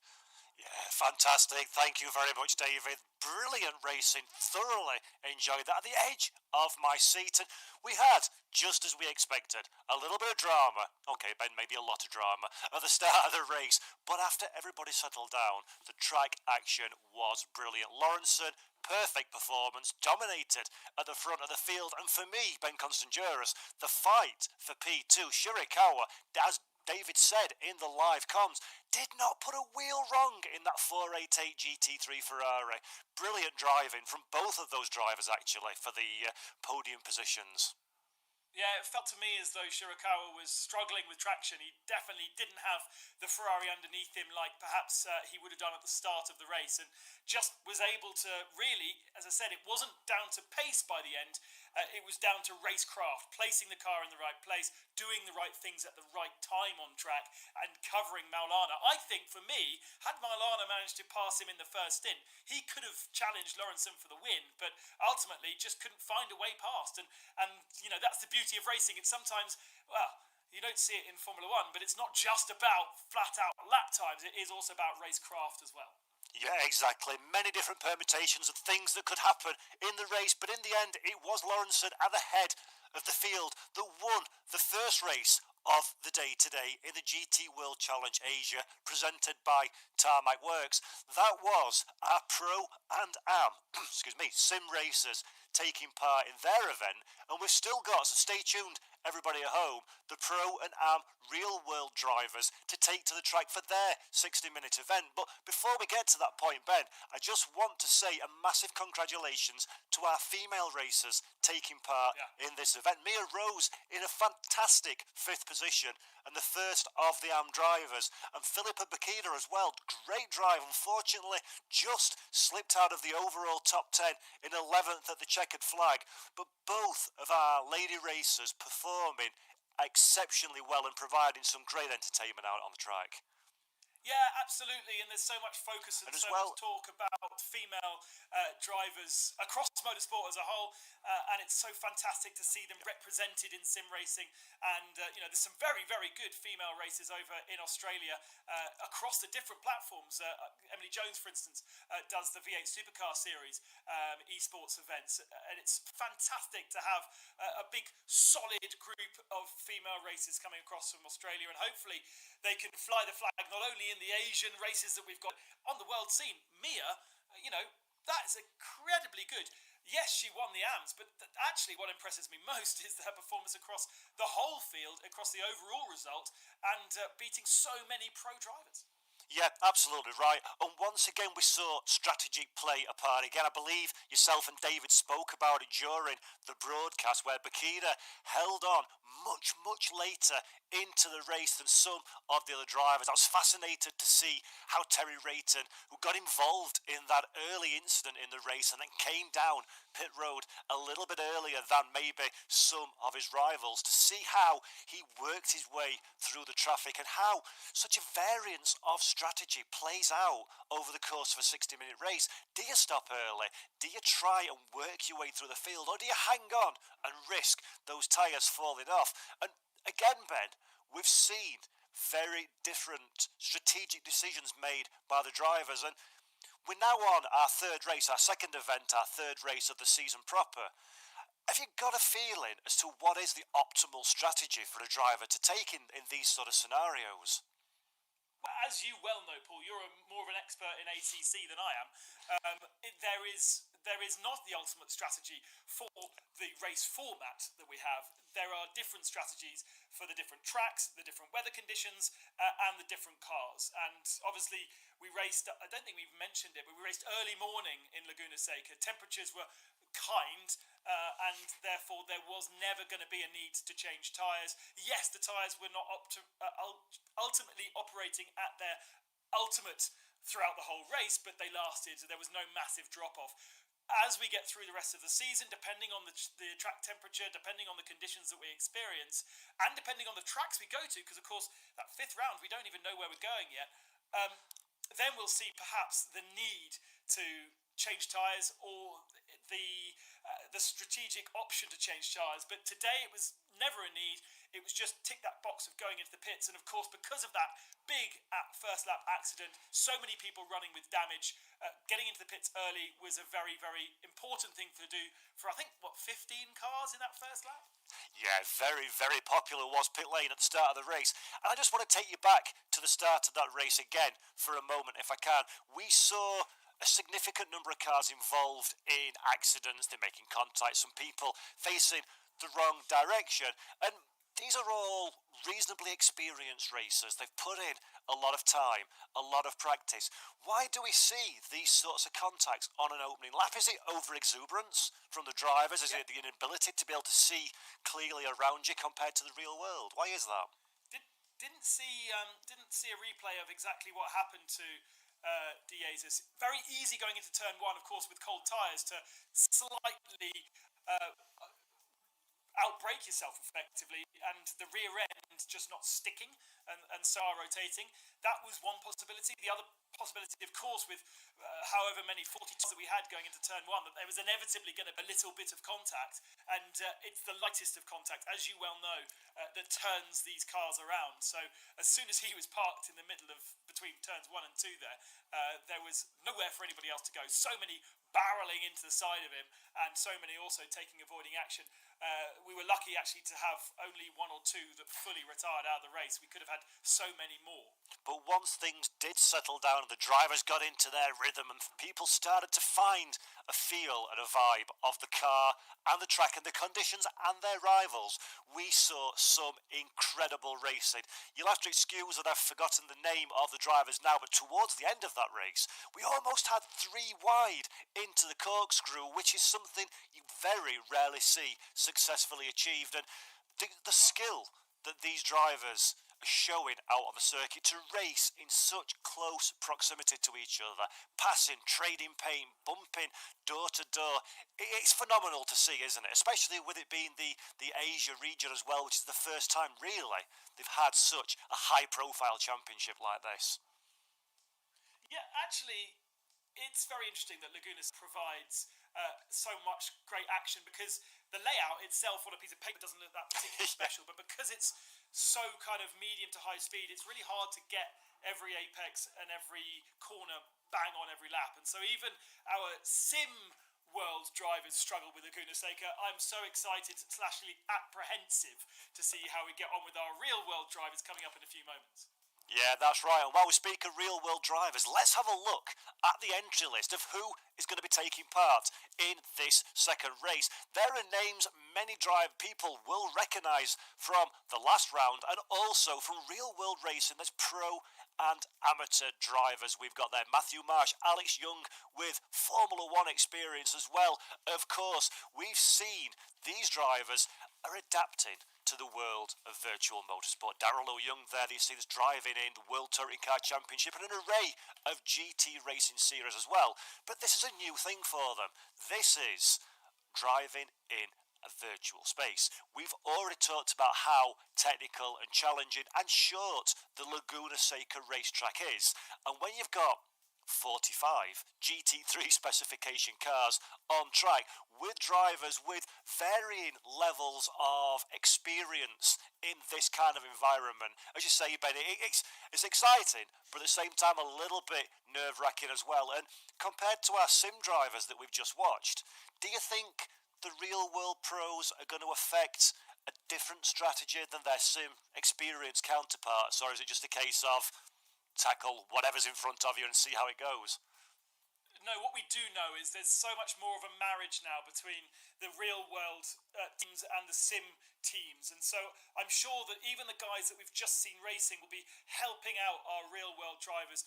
The teams such as Laundry House, the teams such as Craft Bamboo, Tarmac E-Motorsports, they'll be helping each other out, and they'll be spotting and they'll be deciding on strategy. So I expect the driving to be a little bit different, but in terms of strategy, I think they'll have it nailed, and there'll be a lot of help coming from both sides, because it's lovely over the course of this year to see how the real world of motorsport has embraced the sim racing world, and how they've been helping each other throughout the whole of our lockdown period at the start of the year, and now as the real world starts to open up again. I think that is a tremendous point there, Ben.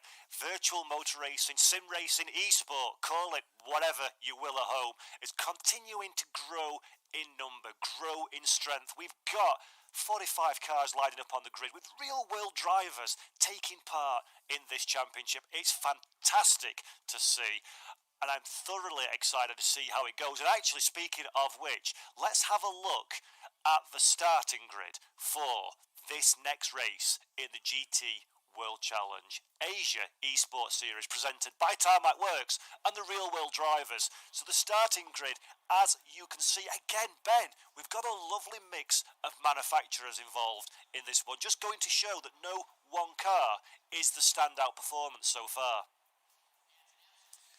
No, and I think more of these drivers will have brand partnerships in the real world that they'll want to replicate in the virtual world. So we'll see more people having to choose certain cars. But ultimately, again, it's credit to the guys that are putting the whole competition together, that all of these cars here around this track seemingly are competitive. It's not like we saw perhaps in Asia, where the McLaren was the better car to have at one track, the Mercedes was the better car to have at another track. It is very much open. Mercedes still look good because we've got a good few cars at the head of the field there, including Borg, who's taken pole position. And interestingly, Paddy, actually, you'll have noticed, lines up in 9th place on the grid, so he's on the 5th row of the grid, and he was a winner last time out, so he's a driver that absolutely needs to work his way through the field. We've seen already that 9th, 10th, 11th, 12th position down is the danger zone for that T1, and Paddy, actually, what will he do in this race, do you think, Ben? Is it going to be a case of attack and try and make positions as early as possible? Or is he going to be looking into Andretti and into Sector 1 at least to try and stay out of trouble? Because as you mentioned in the comms, you have an accident, you acquire some damage on your car, that's a significant amount of time down pit road, and it's very, very easy to drop a lap in the very early stages, and that's your weekend out of the water straight away. I think there'll be lots of drivers that will be running with damage in this race. I really don't think that there'll be very few that will be clean. It's going to be brutal. It's going to be so difficult to nail a clean race. And yeah, ultimately, I think keeping out of trouble for somebody like Paddy is going to be so crucial. David said it before in the other race. We need to score points in every single one of these races, even if it is the tail end of the top 10 in one race and the top step on another race, because there is so much chaos in all of these races. Staying out of trouble, keeping clean is probably the more key than trying to knock in and bang in the qualifying laps across the 1 hour. Yeah, and of course, it's like everything. It's like Andy Priaulx made famous in World Touring Cars. Consistency, points, scoring is what matters in a championship situation.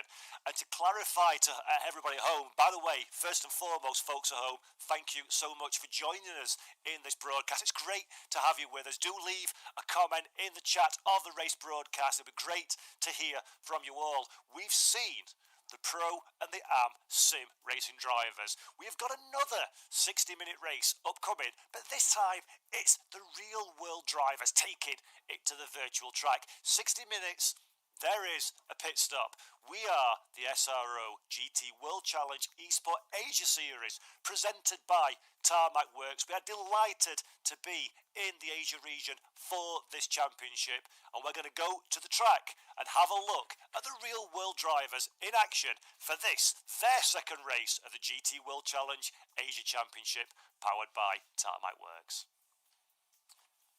Paul, thanks very much. We are set then to go racing in the real entry. We're now the drivers getting themselves set for another hour with the mandatory pit stop. There's no window to it. You do it when you want, either early, get it out of the way, or if you're in traffic, bail, try and buy yourself some clear track space. We saw in the sim race that lots of drivers were doing it some drivers were doing it towards the very end, which might not be ideal, but we'll see how people treat this. The man on pole position is Aaron Borg. He lines up then in number 4, starting the SRT Team Sydney Mercedes from pole with alongside Evan Chen, who won his class in the Lamborghini Super Trofeo World Finals last year. The second row, the Angs, Freddie, number 98, and alongside is Dominic Ang. Row 3, Matt Solomon, lining up number 36 with his Mercedes. Melvin Moes alongside another of the Mercedes for Craft Bamboo Racing, ahead of Tenku Lei in number 213. His BMW alongside Antares Au, the Modena Motorsports Porsche, as you look there at number 3, Dominic Ang going through. The very excitingly coloured Viper racing car, the Malaysian, carrying on with the grid, as Paul mentioned, the championship leader of the race, one winner from the Devonshire Padiachi, a long way back on the grid. Starts time from the 5th row alongside Alex Howe. Then you've got James Russell and Kevin Say, with Matthew Marsh on the grid alongside Alistair Young, Kang Ling and Adam Lee Fong, both experienced on the 3 races. Now GT racers share the next row ahead of late entry Aaron Lim and Shaun Thong alongside of him. Plenty of action as the drivers try and warm up their tyres and get as much temperature into everything as possible. I've seen actually from 8th position, Au has had a spin on this warm-up lap, so not necessarily what you want to be doing before the start of the race. He'll try and get himself back into track position. Remember, at the start of this race, drivers are given boxes in which they need to stay in. They see those virtually on their screens. If they exceed those boxes, whether it be behind or in front, then they automatically get a drive-through penalty. So look out for, on the timing screens on the left-hand side, a little red dot saying DT, and that will signify if they have done something wrong at the start of this race. The front few rows of the grid lining up very, very early. They're still going to get round that last corner, and they are being very well behaved. So got the cars. Unlike our sim guys that only just about got themselves sorted at the line.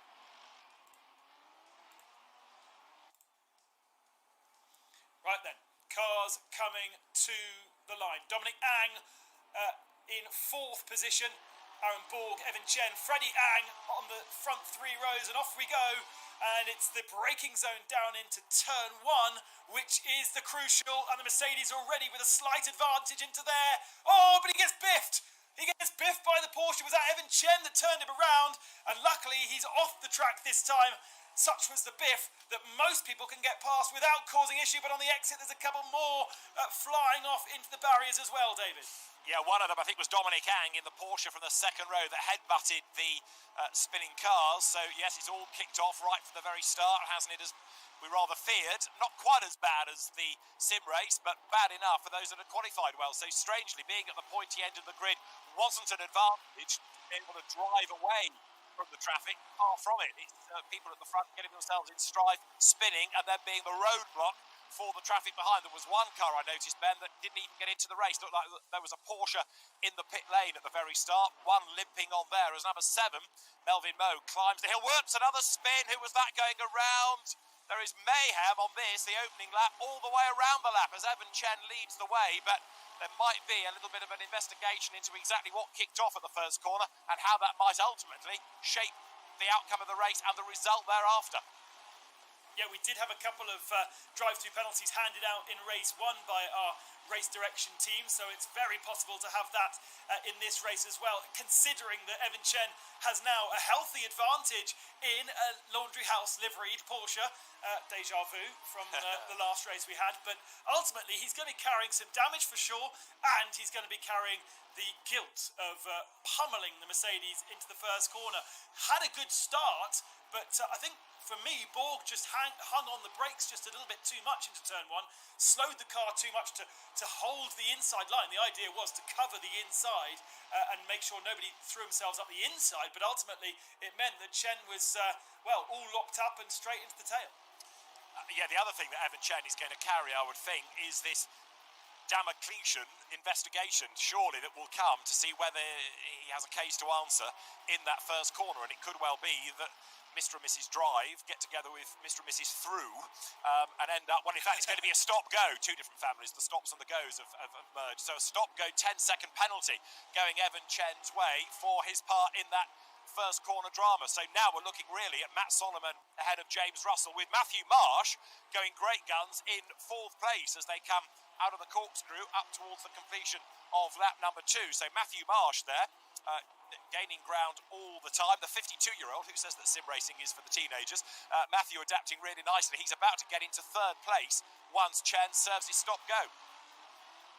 Yeah, I think we've got plenty of more gentlemanly drivers in this one, isn't there? Yeah, exactly. There was one car that I don't think started, which looked like a Porsche stranded in the pits. But Ben, you might be able to unravel exactly who we've lost from all that carnage at the very start here. Well, unfortunately, it was Nan Ling who was in the pits before the start of the race. Frank Yu doesn't look like he started, and neither did Adley Fong, which is a huge disappointment for one of the more well-known racers around the world. Adley, A1GP, I think, was the first time I came across Adley Fong. And unfortunately, doesn't look like he even went out onto the track. Dominic Ang caught up in the accident at the start. He is back out on track, having pitted on lap 1 with Douglas Koo, Leona Chin, the female racer in this one, and then Aaron Borg also in pits, but I feel like that may be a pit stop that is a retirement. Right, he was the man on pole, of course, wasn't he, Aaron Borg? As you say, he got biffed in the first corner and got turned around. So slightly fearful that we were going to have dramas again, and so it has proved to be, but whether Borg can rally looks rather doubtful now, seeing that he's in the pits and it's a long stop. But Evan Chen is going to have to serve this stop and go. Now, can you combine a stop and go, in other words, a penalty pit stop, with your regulation stop then? Yes. Oh, yeah. No, stop and go you can't. No, so he's got to make 2 pit stops, is what I'm heading towards. I refer to the guys at race control, and they will inform us as to whether that's possible or not. But it doesn't seem right. If it's a stop and go, that feels like that has to be a whole separate trip into pit lane, doesn't it? Yeah, I would agree, and that's kind of behind my question, really, that he's got to make 2 pit stops, which will in turn drop him a long way down. What we're not seeing in the leading 23 or so at the moment is anybody actually doing their regulation stop early. So the top 23 all staying out on track, nobody bailing to get out of the way. We have got battles going on, which include here, look, number 10, which is Alistair Young, and 63 being given a bit of a workover. That is Heng Min with the Toro Racing Mercedes, and he drops back. So Alistair Young in the Lexus there booms past on the inside line. Chen leading by 4 seconds, trying to make good his escape. He needs as big a gap as he can build, doesn't he, for when he has to serve that stop-go penalty. Alistair Young, the son of Alex Young, one-time Formula 1 driver, and we saw him actually, the two of them, getting in a bit of rallycross and a bit of bumper cars, the two of them there. We saw them actually as quite early adopters to the SRO series. I feel like we saw them racing in the original Charity Cup at Monza for Europe, in fact, as Evan Chen now dives into the pits. So Alistair Young with plenty of months of experience, as has Alex, but at the moment fighting in the team. Oh no, actually up to 6th now, so that's not too bad. Yeah, indeed. So Evan Chen, as you say, now pits. The other dark horse in this is becoming the number 45 Mercedes, as a bid is made there. Look, Ling goes up the inside. Kang Ling gains a place, just moves himself up past the Porsche.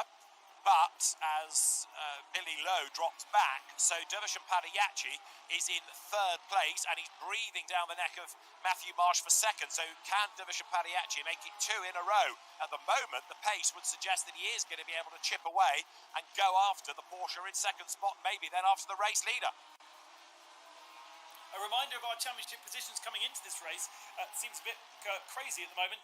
Padiachi won race 1 with Yang Thong Lang in second. Where is he right now? He's down in 16th spot. Shaun Thong, third last time out. 5th spot at the moment. Adley Thong, 4th.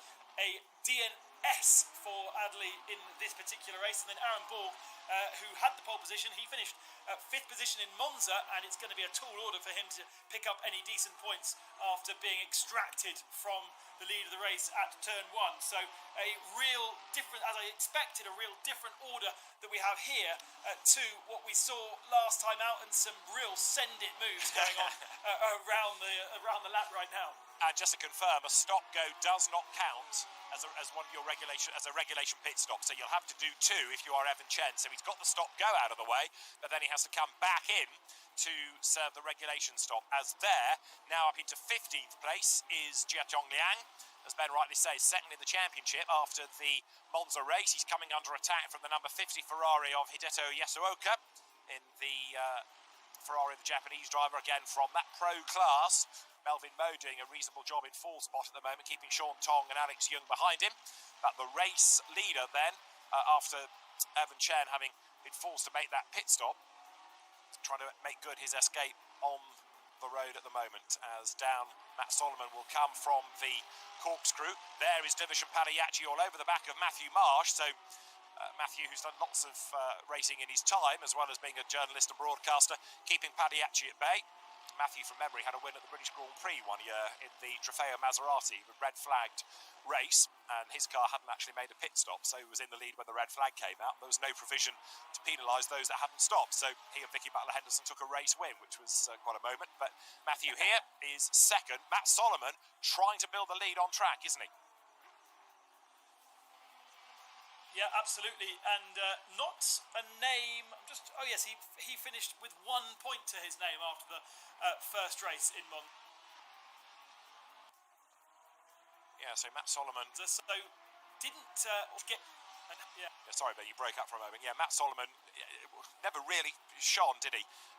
As you say at Monza, he was never really in the mix, but going much better here. There through is in 5.79 Alex Au, who's quite an experienced real-world racer from Carrera Cup and from Ferrari Challenge, as well as the GT Series Asia, and he comes then only in 16th place on the tail of Yasuoka. So you've got Ferrari versus Lamborghini in this kind of Auto Italia battle that's raging on right now.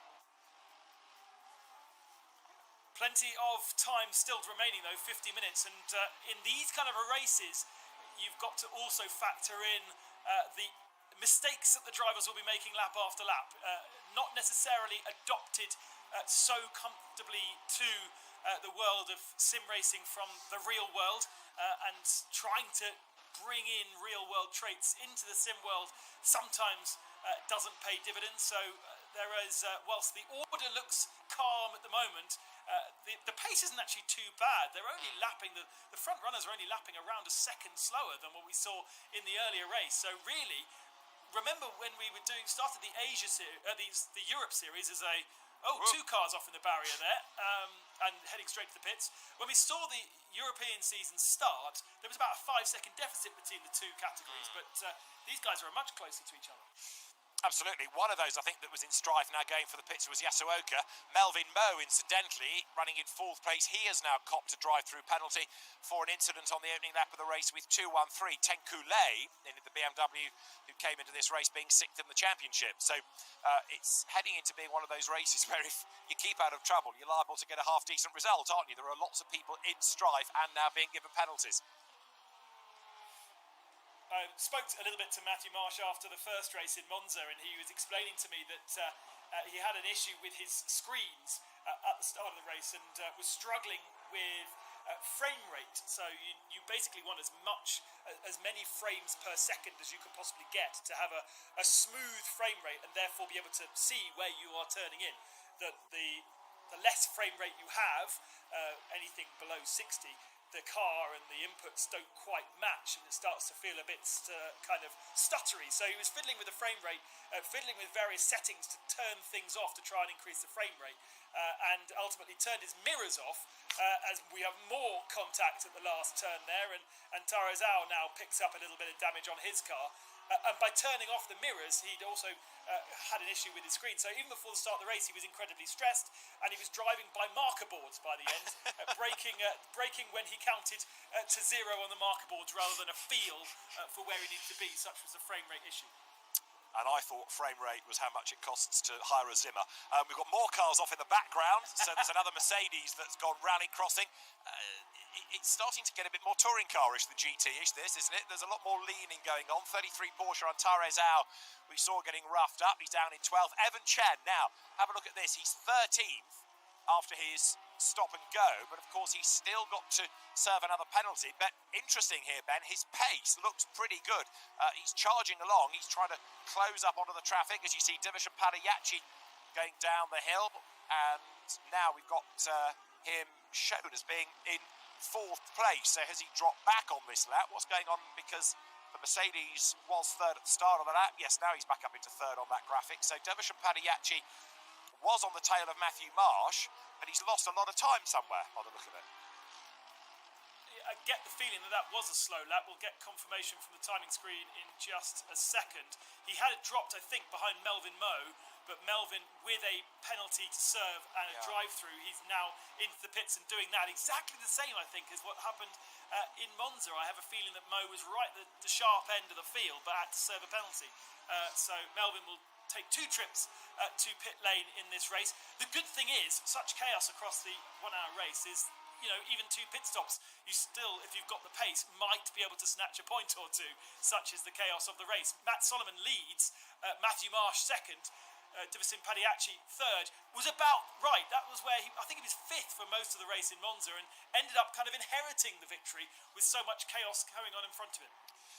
And of course, we're also talking about the overall situation, but there are points for the top 10 in each class. So you might be in the case, for example, of Antare Zhao down in 9th place, but you're scoring better than that within your class. There is number 10, which is Alistair Young, the Axel Sports Lexus, and he is under big pressure, isn't he? Because 98 Honda is there, Freddie Ang, the Arrows racing car, right up behind him. So great little battle this. Good to see 2 different brands going so well. Different types of car as well, because you've got the big, grunty Lexus versus the rather more aero-friendly, the rather more svelte shape of the Honda, that they come up over the timing line. Further proof of the variety that we have and how the Assetto Corsa BOP works. We had 9 manufacturers in the top 11 out of the sim race. Not bad at all, was it? Yeah, absolutely. I love the fact that this Honda is running, because we do see so many of these ACC races where people don't choose the Honda. It's not something that particularly runs well in the form that it is simulated on this particular platform. So it's great to see it. I love it as a car. If it was fast, it would be my choice of car for sure. And we only get to see 1 or 2 in the real world in the Intercontinental GT Series.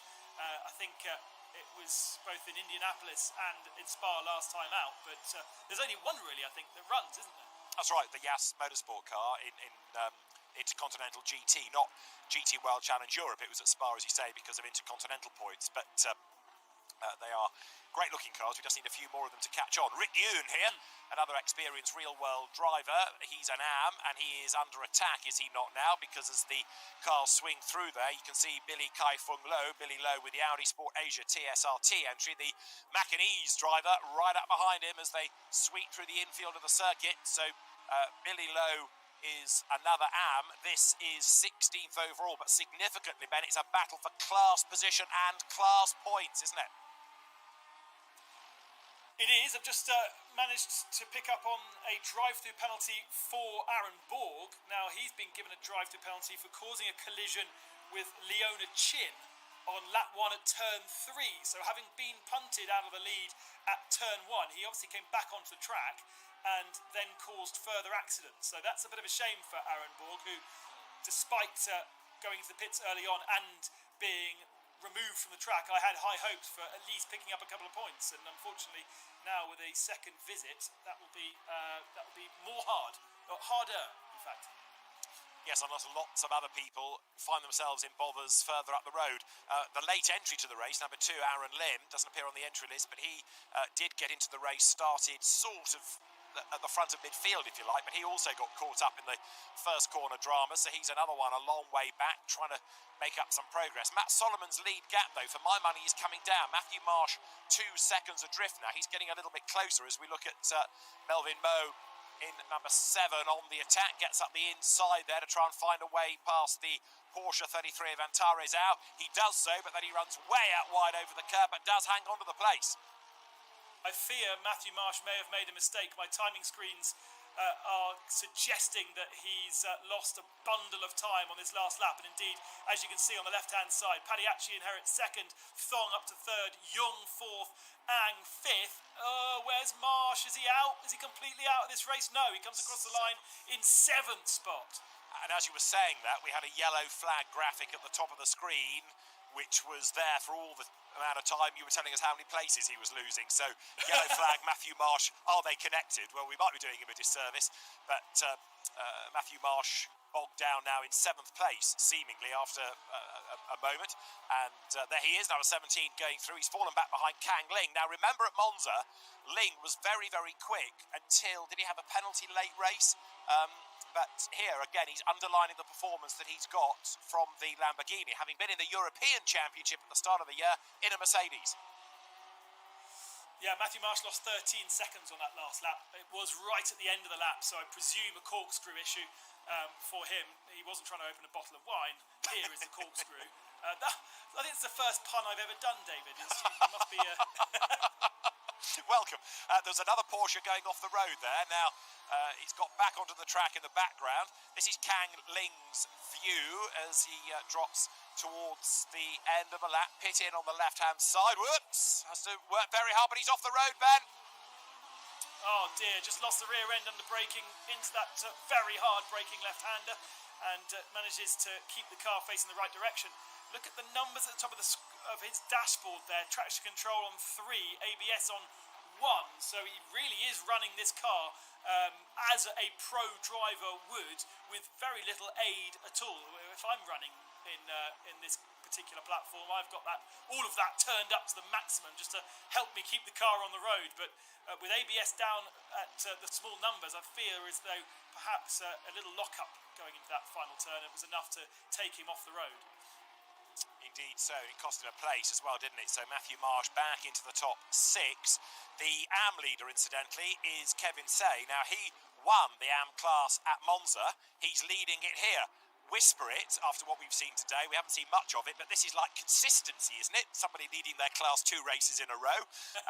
Devotion Padiachi, 2nd place, Ben, but he's got to make up 5.7 seconds, which is quite a big deficit. And also, just looking at the graphic, his internet connection is not the strongest.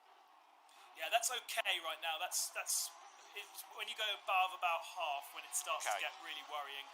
Andrew O'Hara demonstrating in the first race exactly what we mean by internet connection. When it goes red, then you're in grave danger of being booted, and I think that's actually how he ended up retiring out the race. Alistair Young with a slow lap that last time through, 1.5 seconds slower than he managed the lap before, so maybe not necessarily a mistake, but just perhaps being caught. Actually, no, he's 2.6 seconds back off Thong now, so there was a little issue there. And actually, look, Freddie Yang is now right on his tail.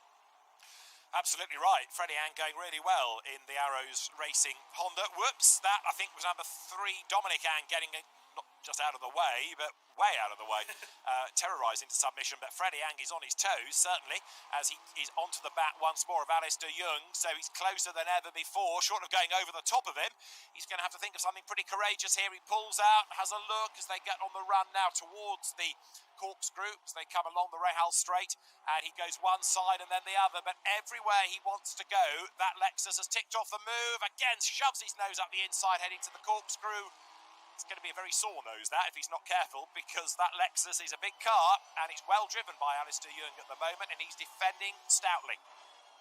Yeah, I think exactly what we described in race one. Alistair Young somewhere perhaps has had a slide or has just pushed his tyres too much and he's losing chunks and chunks of time over the pace that he is able to do. Either that or he's had contact somewhere and now is running a slightly limp Lexus to what it should really be, because again, a very slow lap come the end of that lap, and both him and Freddie Ang really delayed. So through the hairpin comes Ang. They are 4th and 5th. 3 seconds, 3.5 seconds back on Shaun Thong. The leading gap is 4.1. Padiachi to Thong, a second and a half. Now don't forget Shaun Thong, third at Monza, third here.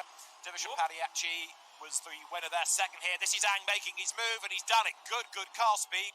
Dives up on the inside as they head now into turn 5, and he worked hard for that, and he deserved to get through there because he's put a lot of effort into the race thus far.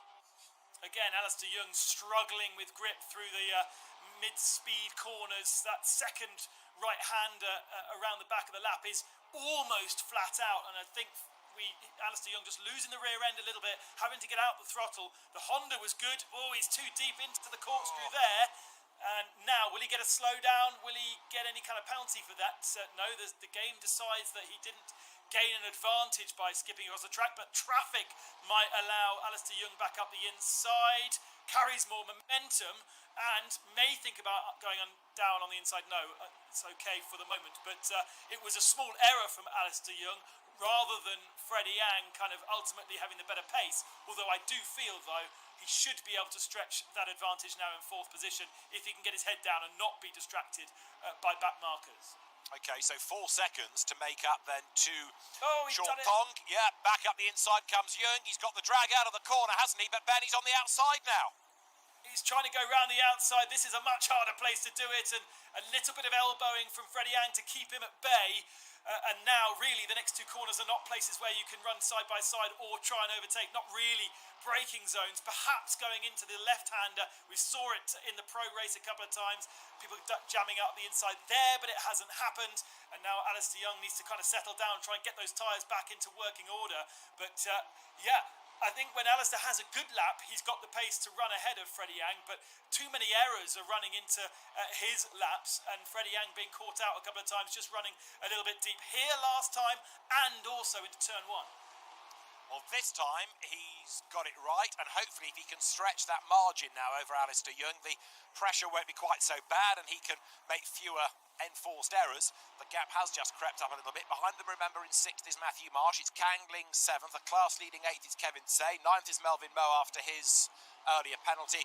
And 10th is the Antares Au Porsche, ahead of Alex Au in 11th in his Lamborghini. Over the timing line goes Freddie Ang, half a second up on Alistair Young as they battle their way through the traffic. The lead gap's coming down again, isn't it? Matt Solomon doing a decent job actually here, but he's 3 seconds ahead, and I just wonder whether Padiachi is going to be able to bring that gap down by much now. Now, we were saying that the pace, ultimate pace of these guys wasn't far off the sim guys that we saw in the last race. And indeed, best lap from Matt Solomon, a 23.1, plays a 21.9, 21.8 that we saw in our sim pro race. But the consistency from these guys is what's key. Last lap for Matt Solomon, a 24.8. So he's way off what he can do. Padiachi, therefore, taking a second in that last lap alone because of the pace of the Australian behind. So Matt Solomon just, maybe again, traffic. We've got so much more traffic in this race, seemingly, than we saw in the previous race because of the difference in kind of experience from all of our drivers, I guess. But Matt Solomon, again, having to be really careful in the braking zone into the last turn, not to go down the inside unnecessarily and then get himself caught in a silly accident, especially leading the race. And as we spoke about, keeping out of trouble is probably the biggest key of all.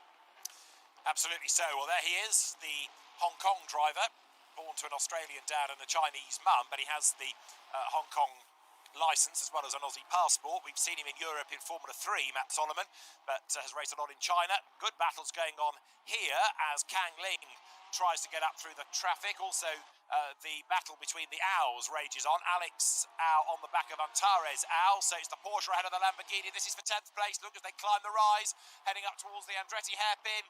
Alex Au will dive to the inside line. but he's not near enough. Antares now goes a bit deep into the corner, however. Is that going to let the Lamborghini challenge coming out the other side? The answer is no. And then behind them, look, you've got James Russell, who is on the charge once more. He's dropped back a little bit from his grid position, but that's the other Honda in the race starting to play catch-up now. Yeah, that's a really interesting corner, that first turn, because you can do exactly what the Porsche did. Go a little bit deep into the first time. Now the Lamborghini has the space, and Alex Albon does make that move stick, and now has to keep the momentum all the way up the hill, do a little bit of defence, which is going to allow James Russell to come and play as well. Holds the inside line there. That's going to compromise his speed really up the hill, and here comes James Russell to take another position from Antares Al. He's got the inside line in the Corkscrew, and in fact is ahead even before they get to the braking zone. And you might remember a few laps back as well, we had a couple of cars off coming towards turn 11, bailing for the pits, one of them being the white Ferrari, number 50 of Hideto Yasuoka. Well, he has also now copped a drive-through for causing a collision with Aaron Borg. So Borg has got a penalty himself, and then he has been the victim of more dramas. So it's all going on as the battle continues out on track right now. And therefore, at the end of that lap, Antares Al heads to pit lane, having had lost 2 positions, maybe overheating his tyres. Good choice to have a bit of a reset, to sit there just for a couple of moments, kind of roll the shoulders, relax the wrists, take a sip of water. You don't have a long time stationary, but it's enough time just to breathe after a very, very intense lap. Another Porsche off the road, or another car, I should say, off the road. It looked Porsche-ish briefly as we got a glimpse of it back on the road. However, there's quite a lot going on in this race as there whoops round the outside and off the road goes 38, which is Kevin Say. There was another car off the road there. It's recovered, but all of a sudden, people's sat-navs have packed up, Ben. There's a lot of people making errors and running off the road, and there's another spin. Is that Matthew Marsh? It is, and as he rejoins, he collects traffic and goes around. So Matthew Marsh has had a big, big drama at the Corkscrew.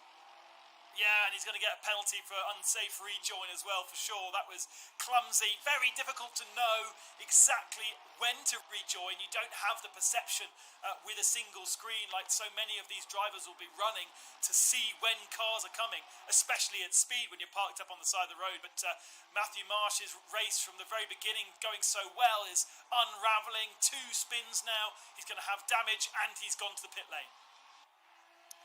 So in he comes. Will he rejoin from there? We'll wait and see as number 10 goes through Alistair Young, running in 5th place, remember. Kang Ling is the man doing the chasing, and it is Freddie Ang whom Young is currently chasing. Turning now up through the approach towards the Rahal Straight, so out of turn 5, turn 6 sequence, there goes Young. Brilliant representation of the Laguna Seca circuit. This, as Matthew Marsh tumbles down the order now that he's in the pits. Evan Chen moves ahead of him on the corrected order, and another spin. That was 33 facing the wrong way, so the Porsche of Antares Al has gone around. After his pit stop, running in the top 10, but it's all kind of unravelling for him now. We've had plenty of people visiting the pits as we're about halfway through the race, so I wonder if these guys want to divide the race into 2 and use the halfway point as their point for a breather. It does look like they're all struggling with tyres way more than we saw from our sim drivers. And now Tanaku Lei up the inside of a Mercedes. Is that for position? It is. In fact, it's the 2 Leis. 2 Leis au track up towards the Corkscrew. We've got a drive-through coming now for Matthew Marsh for his unsafe rejoin, as you predicted. So 2-1-3, Tenku Lei trying to gain ground, currently running in 13th place. 12th ahead of him in number 12 is Tenku Jan Lei. So the 2 of them, different teams running these cars. It's going to be the BMW who try to make its move up on the inside. Bang! You could see that contact coming, couldn't you? Well, yes, and so will the drivers. It's not as though they are completely unsighted. They will potentially have an audio warning that there's a car up the inside. Not all drivers have that, and it's certainly an add-on that you need to put onto this particular platform. But they do have a radar that will show where the other car is. That was a little naughty, although I felt like the BMW was out of braking power and running deep. But they have a radar. They can see exactly where cars in their close proximity are. And therefore, if you've got someone diving up the inside of you, there's no point turning in because you can see that there's a car there. You might as well just, if you want to try and run side by side and be clean, do it, but unnecessary contact. We saw Alex Au gaining ground a little while ago, number 579. He's into 9th place overall, but he's now 2nd in the AM class. He's got 6 seconds to make up to Kevin Say and 28 and 3/4 minutes in which to do it. That, I feel, is going to be worth keeping an eye on. As here, Melvin Moe fights back and goes ahead of Kang Ling. Remember, Melvin Moe earlier on had a drive-through penalty, so he has got the pace. He's certainly got good car speed here, and he goes through up into 6th position, bearing in mind that none of our leading 11 have served their regulation pit stop yet. Yeah, that's very impressive. 6th spot, still needs to pit. We haven't had very many pitters from the head of the field, so considering he's had that drive-through penalty, he's running in a really, really strong spot. Now 12 seconds back off Alistair Young ahead. You get the feeling, and let me just check the lap times, that he could easily catch Alistair Young and Freddie Ang that we saw with that entertaining battle early on between Honda and Lexus. And they all still have to do their pit stop. Melvin Moe's drive-through doesn't count as a pit stop, but ultimately, like we saw in Monza, he's running well. Indeed so. So Melvin Moe with good pace comes down through the corkscrew. What did he get out of the Monza race in the end? It was only 14th, but here, despite being up and down the order, it looks encouraging for him. The best of the stoppers, the BMW 213 of Tenku Ejenlei, 6th in the championship he is, and in the AM class, Kevin Say's 6.2 second margin is down already to 5.4. So Alex Au is getting on with the programme, so to speak. 27 minutes are still on the clock. Matt Solomon remains the race leader. Division Pariachi in 2nd place, both ex-real world Formula 3 racers, as there Matthew Marsh comes up to have a go on the outside line of Antares Au. The Porsches falling down the order a little bit after their travails. They're 18th and 19th, and there, also trying to squeeze through on the inside line, is the Mercedes. Interesting, though, that Matthew Marsh has taken his drive-through penalty. He's also done his pit stop, and he still looks to be one of the few drivers. I was just seeing how many cars are ahead that have pitted. Not so many, maybe 3 or 4 or 5. So still in a relatively strong position. Such, again, as a field spread and different talents that we've got in this. If you have a penalty, it is not completely game over. And the AM battle is closing up all the time, because Alex Au has got it from 6 to 5 to 3.1 seconds now.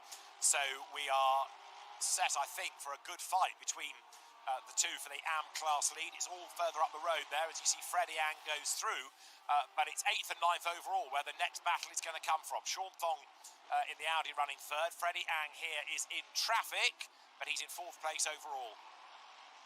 Yeah, and that's the other racing line that you can do through turn 1. Go deep into the brakes, go deep into the turn, and if you're not being challenged from behind, gives you a much straighter exit out of the turn, and ultimately gives you a little bit more speed. You cover more distance, and there's always an argument to say which one's better, hugging the inside line and going slower. Certainly, when you're racing in traffic, definitely the idea to do, but sometimes if you're on a clear lap, and if you see kind of a Superpole-esque lap, you may see somebody diving quite deep into that first turn. So sometimes it looks like they're running deep and they've outbraked themselves. Sometimes it's simply a choice for the driver. But we are seeing such variance between the different lap times. I think mainly because of traffic. And Kevin C has been very slow the last 2 laps, as you've been mentioning, and has been gobbled up by Alex Au. But again, I think because he's been behind certain cars that are slower.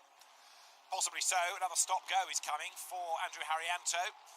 Further down, he's a AM class driver. He's been an AM in Super Trofeo as well as in GT racing. As up towards the timing line there goes Freddie Ang, still chipping away to try to catch Shaun Thong as he goes through, and Matt Solomon's advantage 4.6 seconds.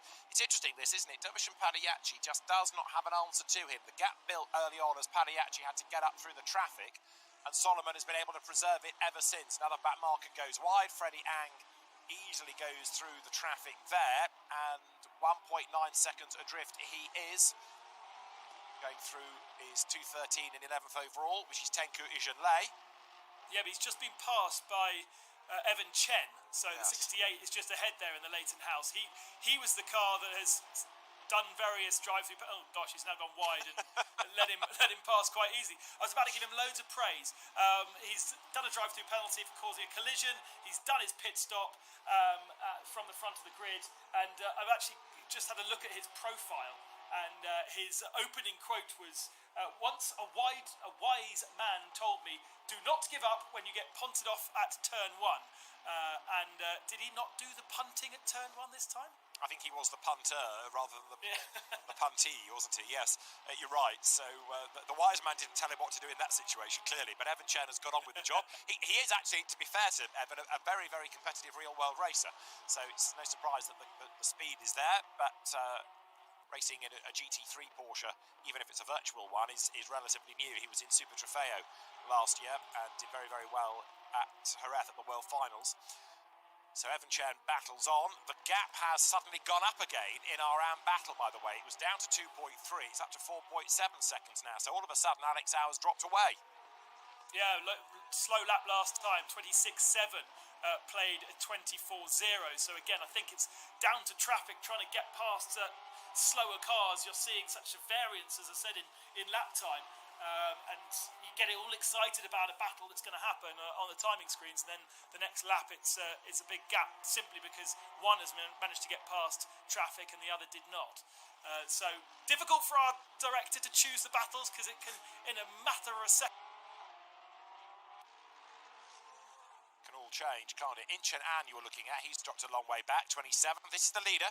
This is Matt Solomon then, so the Hong Kong driver has got 22 more minutes. He's yet to make his pit stop. Now look on the graphic, you've got the position, the driver, the brand for whom they're driving, the car number, and then that one is pit stops to serve. When it goes green, as you will see for the car in 11th place, that means they've done it. So none of the leading 10 have served the regulation pit stop, and they're leaving it late here. 22 minutes on the clock.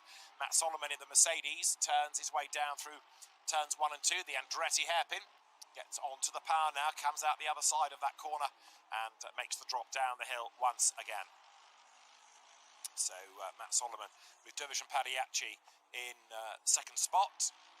Third is Shaun Thong. Fourth, Freddie Ang. You've got Alistair Young currently 5th, Melvin Moe is 6th, Kang Ling 7th, Kevin Say is 8th, still clear in the AM class over Alex Au. No, he's not anymore. James Russell is up into 9th. Alex Au drops back into 10th place, so Alex Au has had a moment somewhere.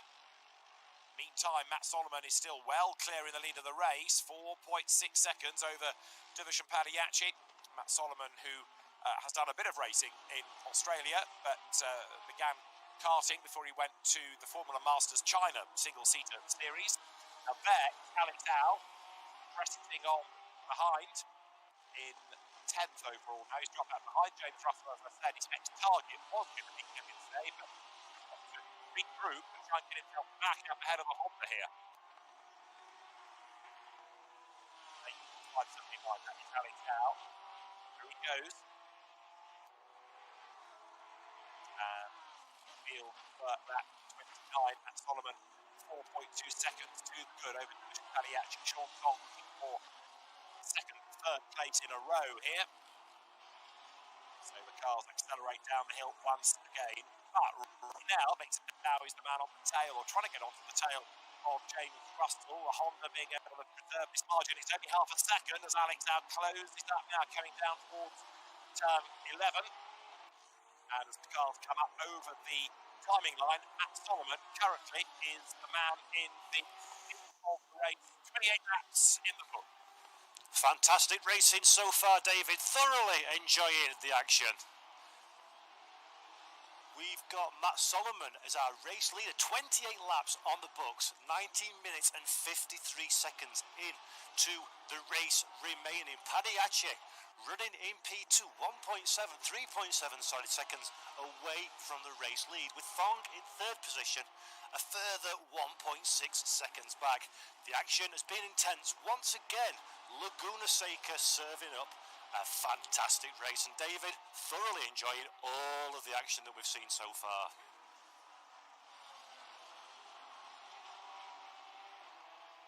So Solomon continues to remain in the lead. We're looking at Au now, currently in 10th position, fighting down into the corkscrew. He's got a couple of cars ahead of him. The blue flags are waving. Traffic has been something of a difficulty in this race so far. The drivers have got to be so careful not to be involved, get caught up in another person's race further down the running order. One of the many challenges of endurance racing. And David Au moves up to 9th position now as he's chasing down Russell ahead. It's going well for him, isn't it? And the order is starting to shuffle, Paul, as we're getting one or two of them serving their pit stop. So Freddie Ang has pitted.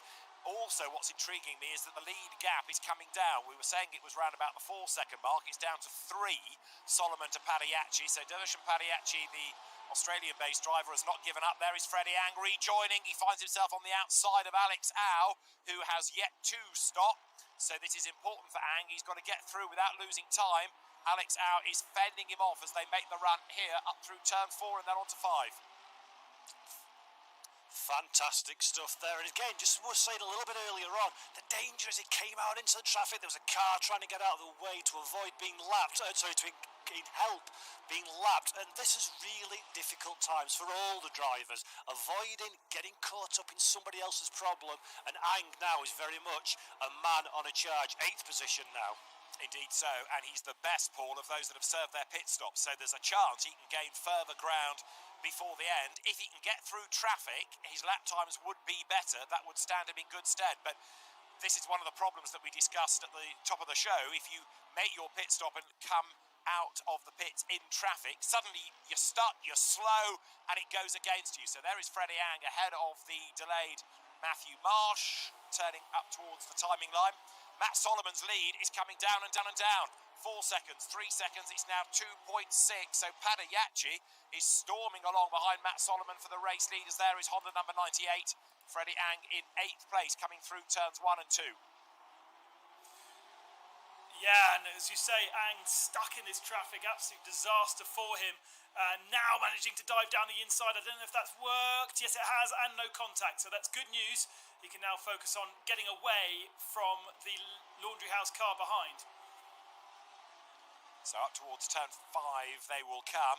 Matt Solomon, though, is the race leader. Like I say, being caught by Dervishan Padiachi. Shaun Thong is 3rd. It's Alistair Young in 4th place.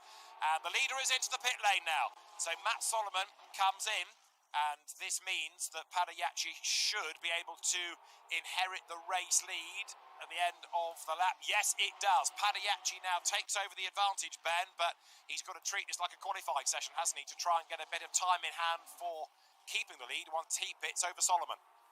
Yeah, absolutely, and it's going to be about what you have in terms of traffic when they come out of the pits. We know that they're equal kind of on pace if they had clear track between the two of them, but the question remains, having pitted, where will he come out? Will he have traffic? How many laps on different parts of the track will they have to do before the reaction from the other driver?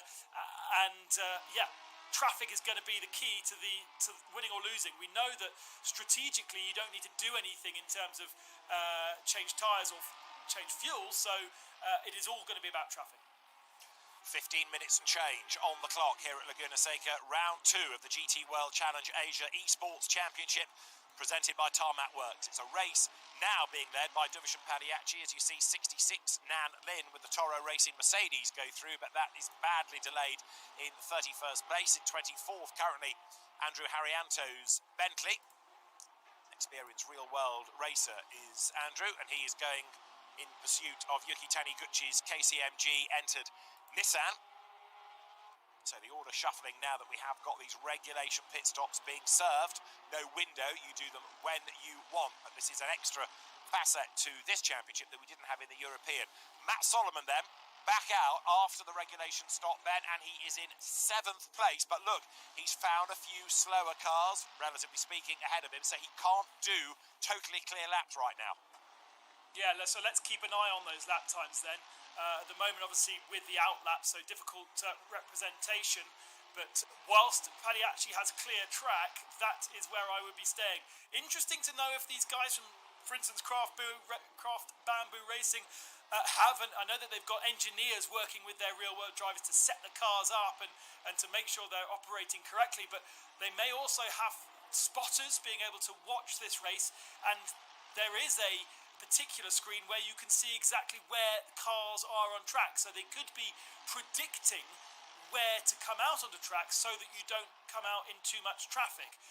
One thing that potentially smaller teams may not have. So it'll be interesting to see if a team such as Craft Bamboo, with so much facilities and engineers perhaps, that have not so much to do this year, because of course it's not just the drivers that aren't driving, it's the whole teams that don't have the operational need, and therefore those people who are on full contracts have been shifted over to the sim racing to try and get their representation as competitive as possible. And that brains trust then going to work as for Laundry House. Evan Chen now ready to make a move to break into the top 10 against Tenku Ejenlei, the Tedco BMW just ahead of the Porsche. Evan Chen delayed early on. He has now, as Ben made the point a little while ago, done both his penalty pit stop and his regulation pit stop. Billy Lowe comes in. Padayachi getting away from Thong, 2.3 seconds. But has Padayachi been able to do quick enough lap times to be able to maintain an advantage over Matt Solomon when he comes out of the pit lane? That's going to be the real fascination in this. And the leading five, Ben, running it late, aren't they? 13 minutes to go, they've not yet pitted. Yeah, exactly. Very similar to what we saw Filippo Bocchida do in the first race. We were kind of questioning why you would choose to go so long. But interesting that even the guys who have been running at the head of the field throughout the race have chosen to do the same.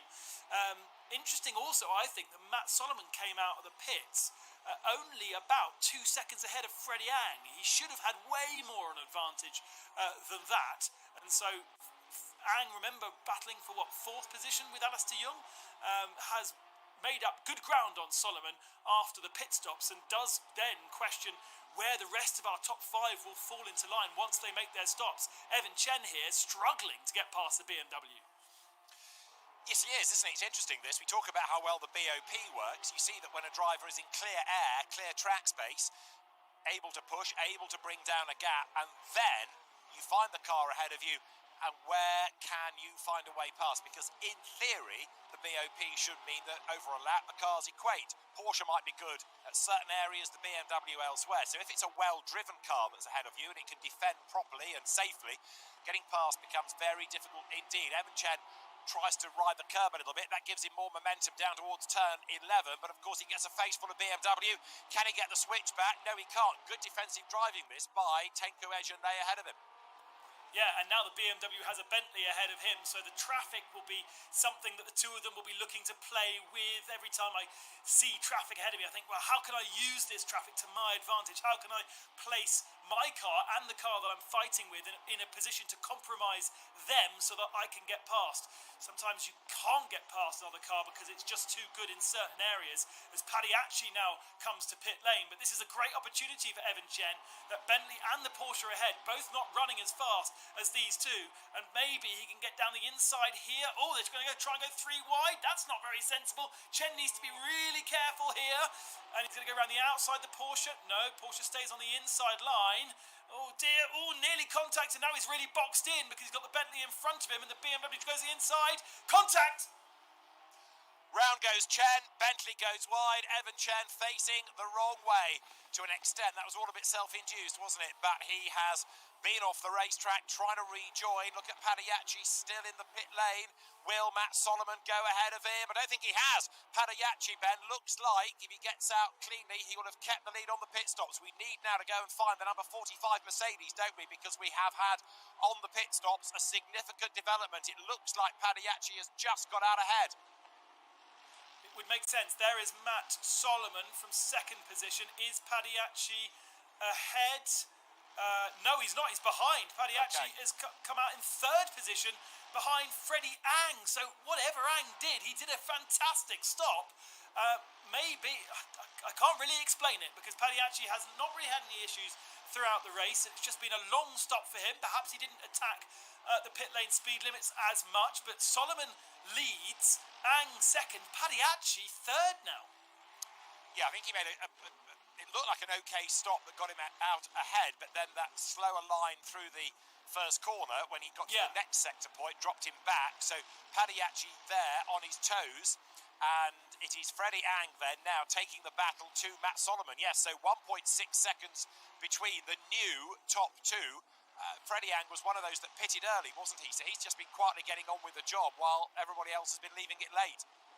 And it's just simply being on a different part of the track to your rivals. So your rival might be coming up to traffic that you don't see because you are three-quarters of a lap around in a different place. Kevin C, the leader of our AMs, I just saw in the background going into pit lane. He needs to look at the Lamborghini of Alex Au to see whether he can stay in that AM lead. He had full points from Monza, but I fear as though when he comes out of the pit lane, it could be pretty close for him to retain that lead with Au, Lei and Lowe running pretty fast. Indeed so. Freddie Ang, regular in the Malaysian Super Series, although his early car racing goes back to 2011 when he drove in the JK Asia Racing Series, which was effectively by that stage Formula BMW, unofficial Formula BMW Asia. So he goes through now. There's the sister Honda, 898 is the car of James Russell. So 98 and 898, the Arrows Racing Hondas. One is 11th, the other one in terms of pit stoppers is second. Now, of course, Freddie Ang 1.4 seconds adrift of the race leader. What can he do to get on terms with Solomon? The 8th May, this is Evan Chen trying to get himself back up the order. It's been a really checkered race, hasn't it? He's been up and down the order race long here with penalties, incidents, and when he's in the right direction, good car speed. Yeah, absolutely, but really kind of needed to be a bit more careful in that incident that we saw him getting caught up with. You could see it developing corner after corner. It was getting more and more chaotic, and for somebody who's got that pace, who knows that they can do it at the next corner, I would have just backed out and let the chaos occur as the Bentley goes round behind him. That Bentley is a lap down. Kevin C looks like he's come out of the pits at the head of the AM category, so he's managed to complete his pit stop and still has about 6 seconds advantage over Alex Au. 4 more cars to pit in 7 minutes of racing. That's only about 5 laps. It is, isn't it? Yeah, Kevin say you're quite right. Keeps that position over Alex Au. But I'm looking at what's, if you like, the real gap for the lead coming down. Matt Solomon to Freddie Ang, 0.7 of a second. So it's come down from 1.6 to 0.8 to 0.7. Freddie Ang leaving nothing on the table as he gets through the traffic. Where up the road is the Mercedes as he comes then down the hill this time. In fact, where has Matt Solomon gone? Yeah, exactly. Matt Solomon's had a very slow lap. He's lost 9 seconds. I think what we saw there on board was Solomon recovering from a mistake. We saw him running slowly and didn't pick up that it was Solomon at the time.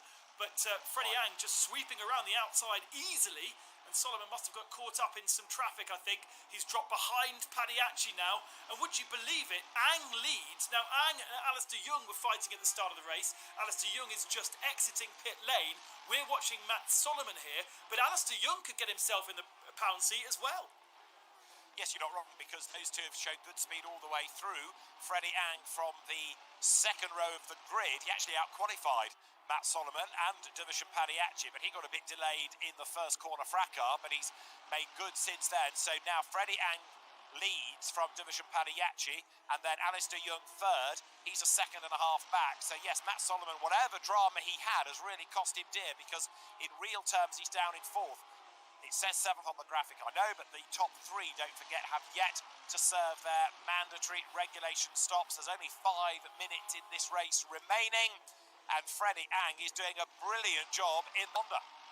Yeah, I think Shaun Thong can get himself in the mix as well. Looking at how good Alistair Young's pit stop was, how he's put himself in real contention even with Padiachi. Can't believe Freddie Ang is leading this race. It just didn't look like it in the first stint that was possible, but he just timed that pit stop correctly and has been able to lap faster than everybody else whilst they've been tripping over traffic. I feel like Shaun Thong can do it. Melvin Mo and Kang Ling in the pits. They are quite a way back from Shaun Thong, and therefore I expect them to come out the pits behind this gaggle. But look at the traffic that Matt Solomon is having to contend with. It's really, really tricky. And the reason he's in it, in part, is because of that moment that he had. So right now, it is Shaun Thong in the lead. but he's got to stop, so it could be a brief lead for Thong. This as he goes down through that number 40. There is Matt Solomon trying to clear the traffic. Melvin Moe joins, and that's a place gain for Solomon then on the pit stops there. Melvin Moe drops back behind him, arguably where he should be, because Solomon was ahead early doors before he made his mistake. Kang Ling now pits and drops back into 8th place, so it's only Thong still to go. That's the leader off the road. Shaun Thong is off the road, and I think, who was that getting involved with him? Was it Padayachi? Or was it Alistair Young?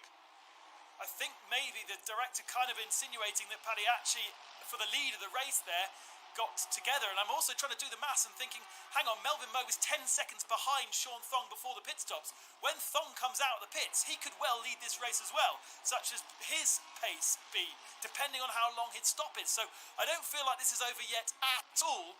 And we also know that Melvin Moe has great pace and could easily challenge Matt Solomon too. Okay, so we're getting more penalties coming. Incheon An has got one for causing a collision with the Alex Au Lamborghini, but it's all unravelled for Freddie Ang, having just been praising him. He's trying to play catch-up now after which could become 5th, depending on where Shaun Thong will drop to after the next round of stops. In other words, the last pit stop of anybody. Shaun Thong has got to make the last stop. Don't pronounce the H, do you? Shaun Thong still to stop. Padayachi is the new race leader in real terms. Alistair Young 4.5 seconds back. Matt Solomon heading for the podium. Melvin Moe ahead of Freddie Ang, so he will be absolutely furious. But it may well be, Ben, that the story of the race doesn't check and flag here. Yeah, I think some work to do for race control to monitor everything. And of course, in the real world, it's hard to make informed decisions about accidents, but in the virtual world, you can replay every single angle. Race control have got probably 15 different angles from each different car to monitor to really get a full picture of exactly what happened. Shaun Thong now goes into pit lane. This is crucial to see where he comes out in comparison to David Padayachi, who leads. There was a 29-second gap before the stops. Look at the left of your screen. When that P disappears, he is exiting the pits. Here's Padayachi. Looks to the right-hand side. Oh, I think there's Thong. Is that Thong going on along the pit lane now? I think it may be. So yes, Thong's not going to pick up the lead of the race, and in fact may even fall behind the top 5 drivers. Well, he's certainly going to be lucky, I think, to hang on to a podium, which is just about where he was early doors. So he was third early. There he is rejoining. But where in relation to all of this is Melvin Moe, for example, and Matt Solomon? He's going to come out ahead of Solomon and Moe, isn't he? So that is going to put Thong in 3rd place. There'll be Padayachi from Alistair Young, from Thong, Solomon, Moe and Ang. But as Thong now has to get back up to speed, he's got Solomon and Moe not that far behind him. Look, it's about a length only between them for 3rd and 4th. There'll be one more lap to run at the end of this. So Shaun Thong has got to make that car wider than it was ever intended to be. This is going to be a fantastic battle for the final podium spot, and maybe even more depending on what penalties get handed out. Drive-through penalty to Alistair Young.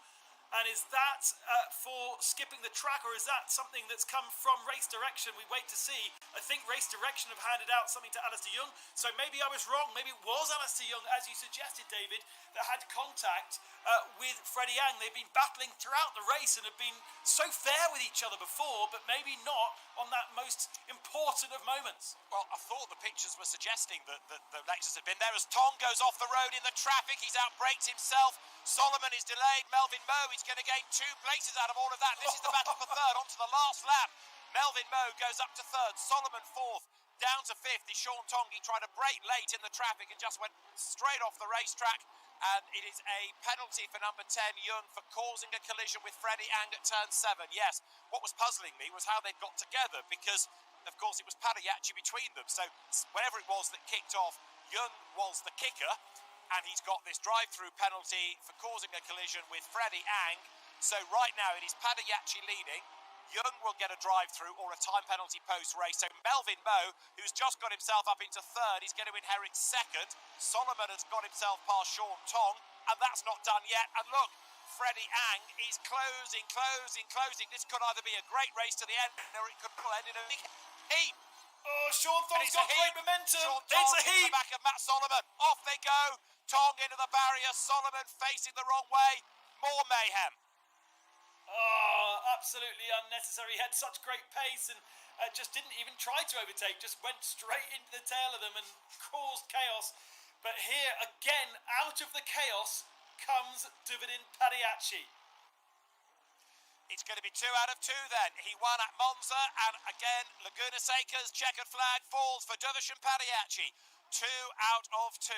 And that was really by playing it safe. He didn't have the quickest car all afternoon. He's led far fewer laps than Matt Solomon and others, but he was there when it matters. Davidin Pariachi, his second win of the season. Now, second across the line is Alistair Young, but he's got this penalty that's going to be converted to 30 seconds, isn't it? So Melvin Moe will inherit second place, and third is going to be Freddie Ang. So a podium is justifiable reward, but little consolation for being nerfed out when he was in the lead of the race. It'll take rather a long time to unravel, so head towards the GT Asia Esports website post-race and you can read the full story of all of this and get the full result, because I think there's going to be a lot for race direction to have a look at. But the one thing that we can pretty much vouchsafe for is that Davidin Pariachi has taken the race win, and a really impressive drive yet again, keeping out of trouble and being able to take the points, not getting involved in any silliness, and Davidin Pariachi doing a very good job there, Ben.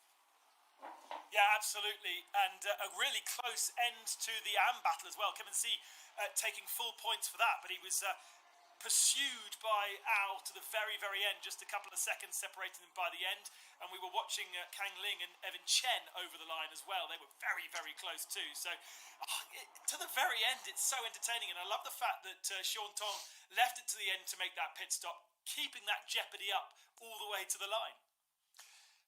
Yeah, it's still fascinating, isn't it, to see when people make these pit stops and the thinking that goes in behind. But real shame for Freddie Ang.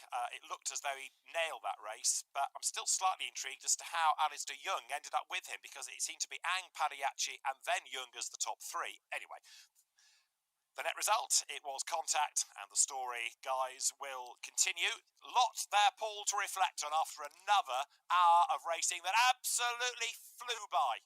Fantastic, brilliant. Thank you very much, David and Ben. And what an incredible, a sensational end to that Pro-Am race of real drivers.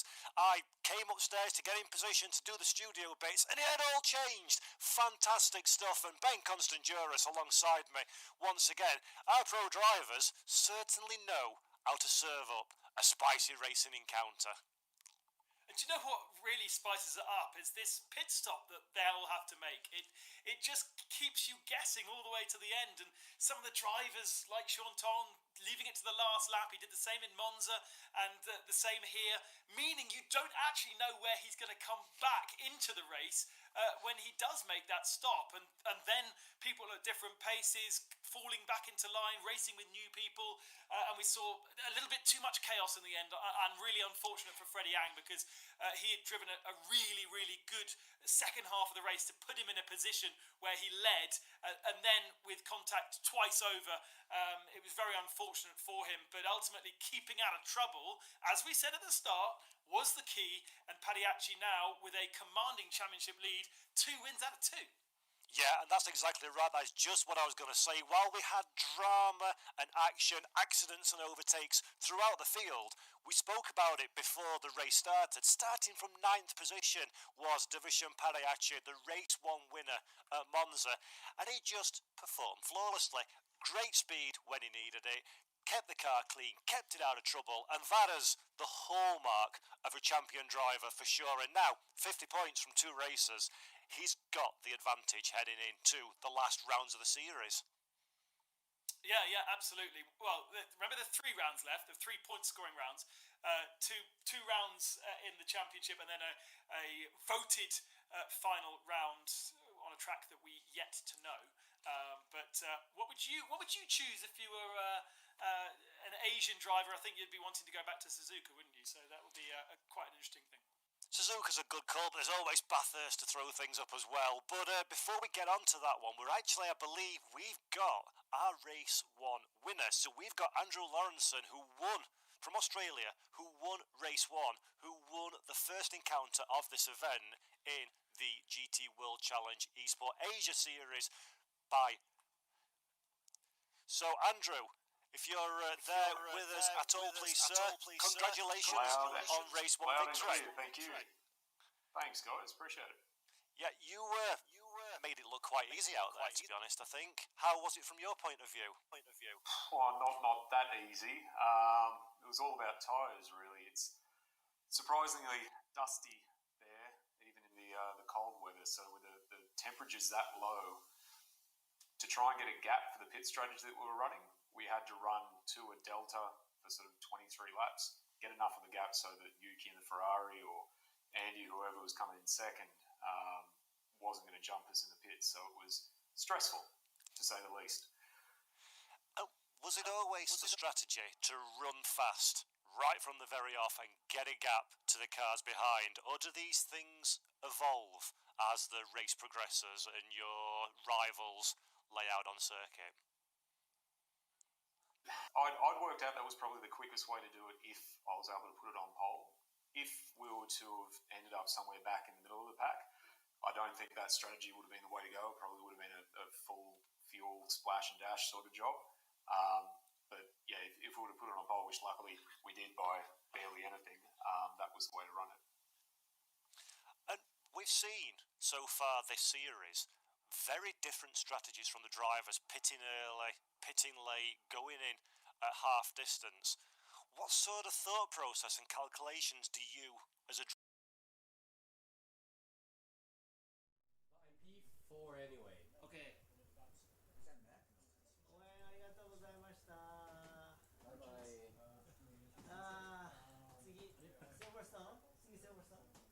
Silverstone.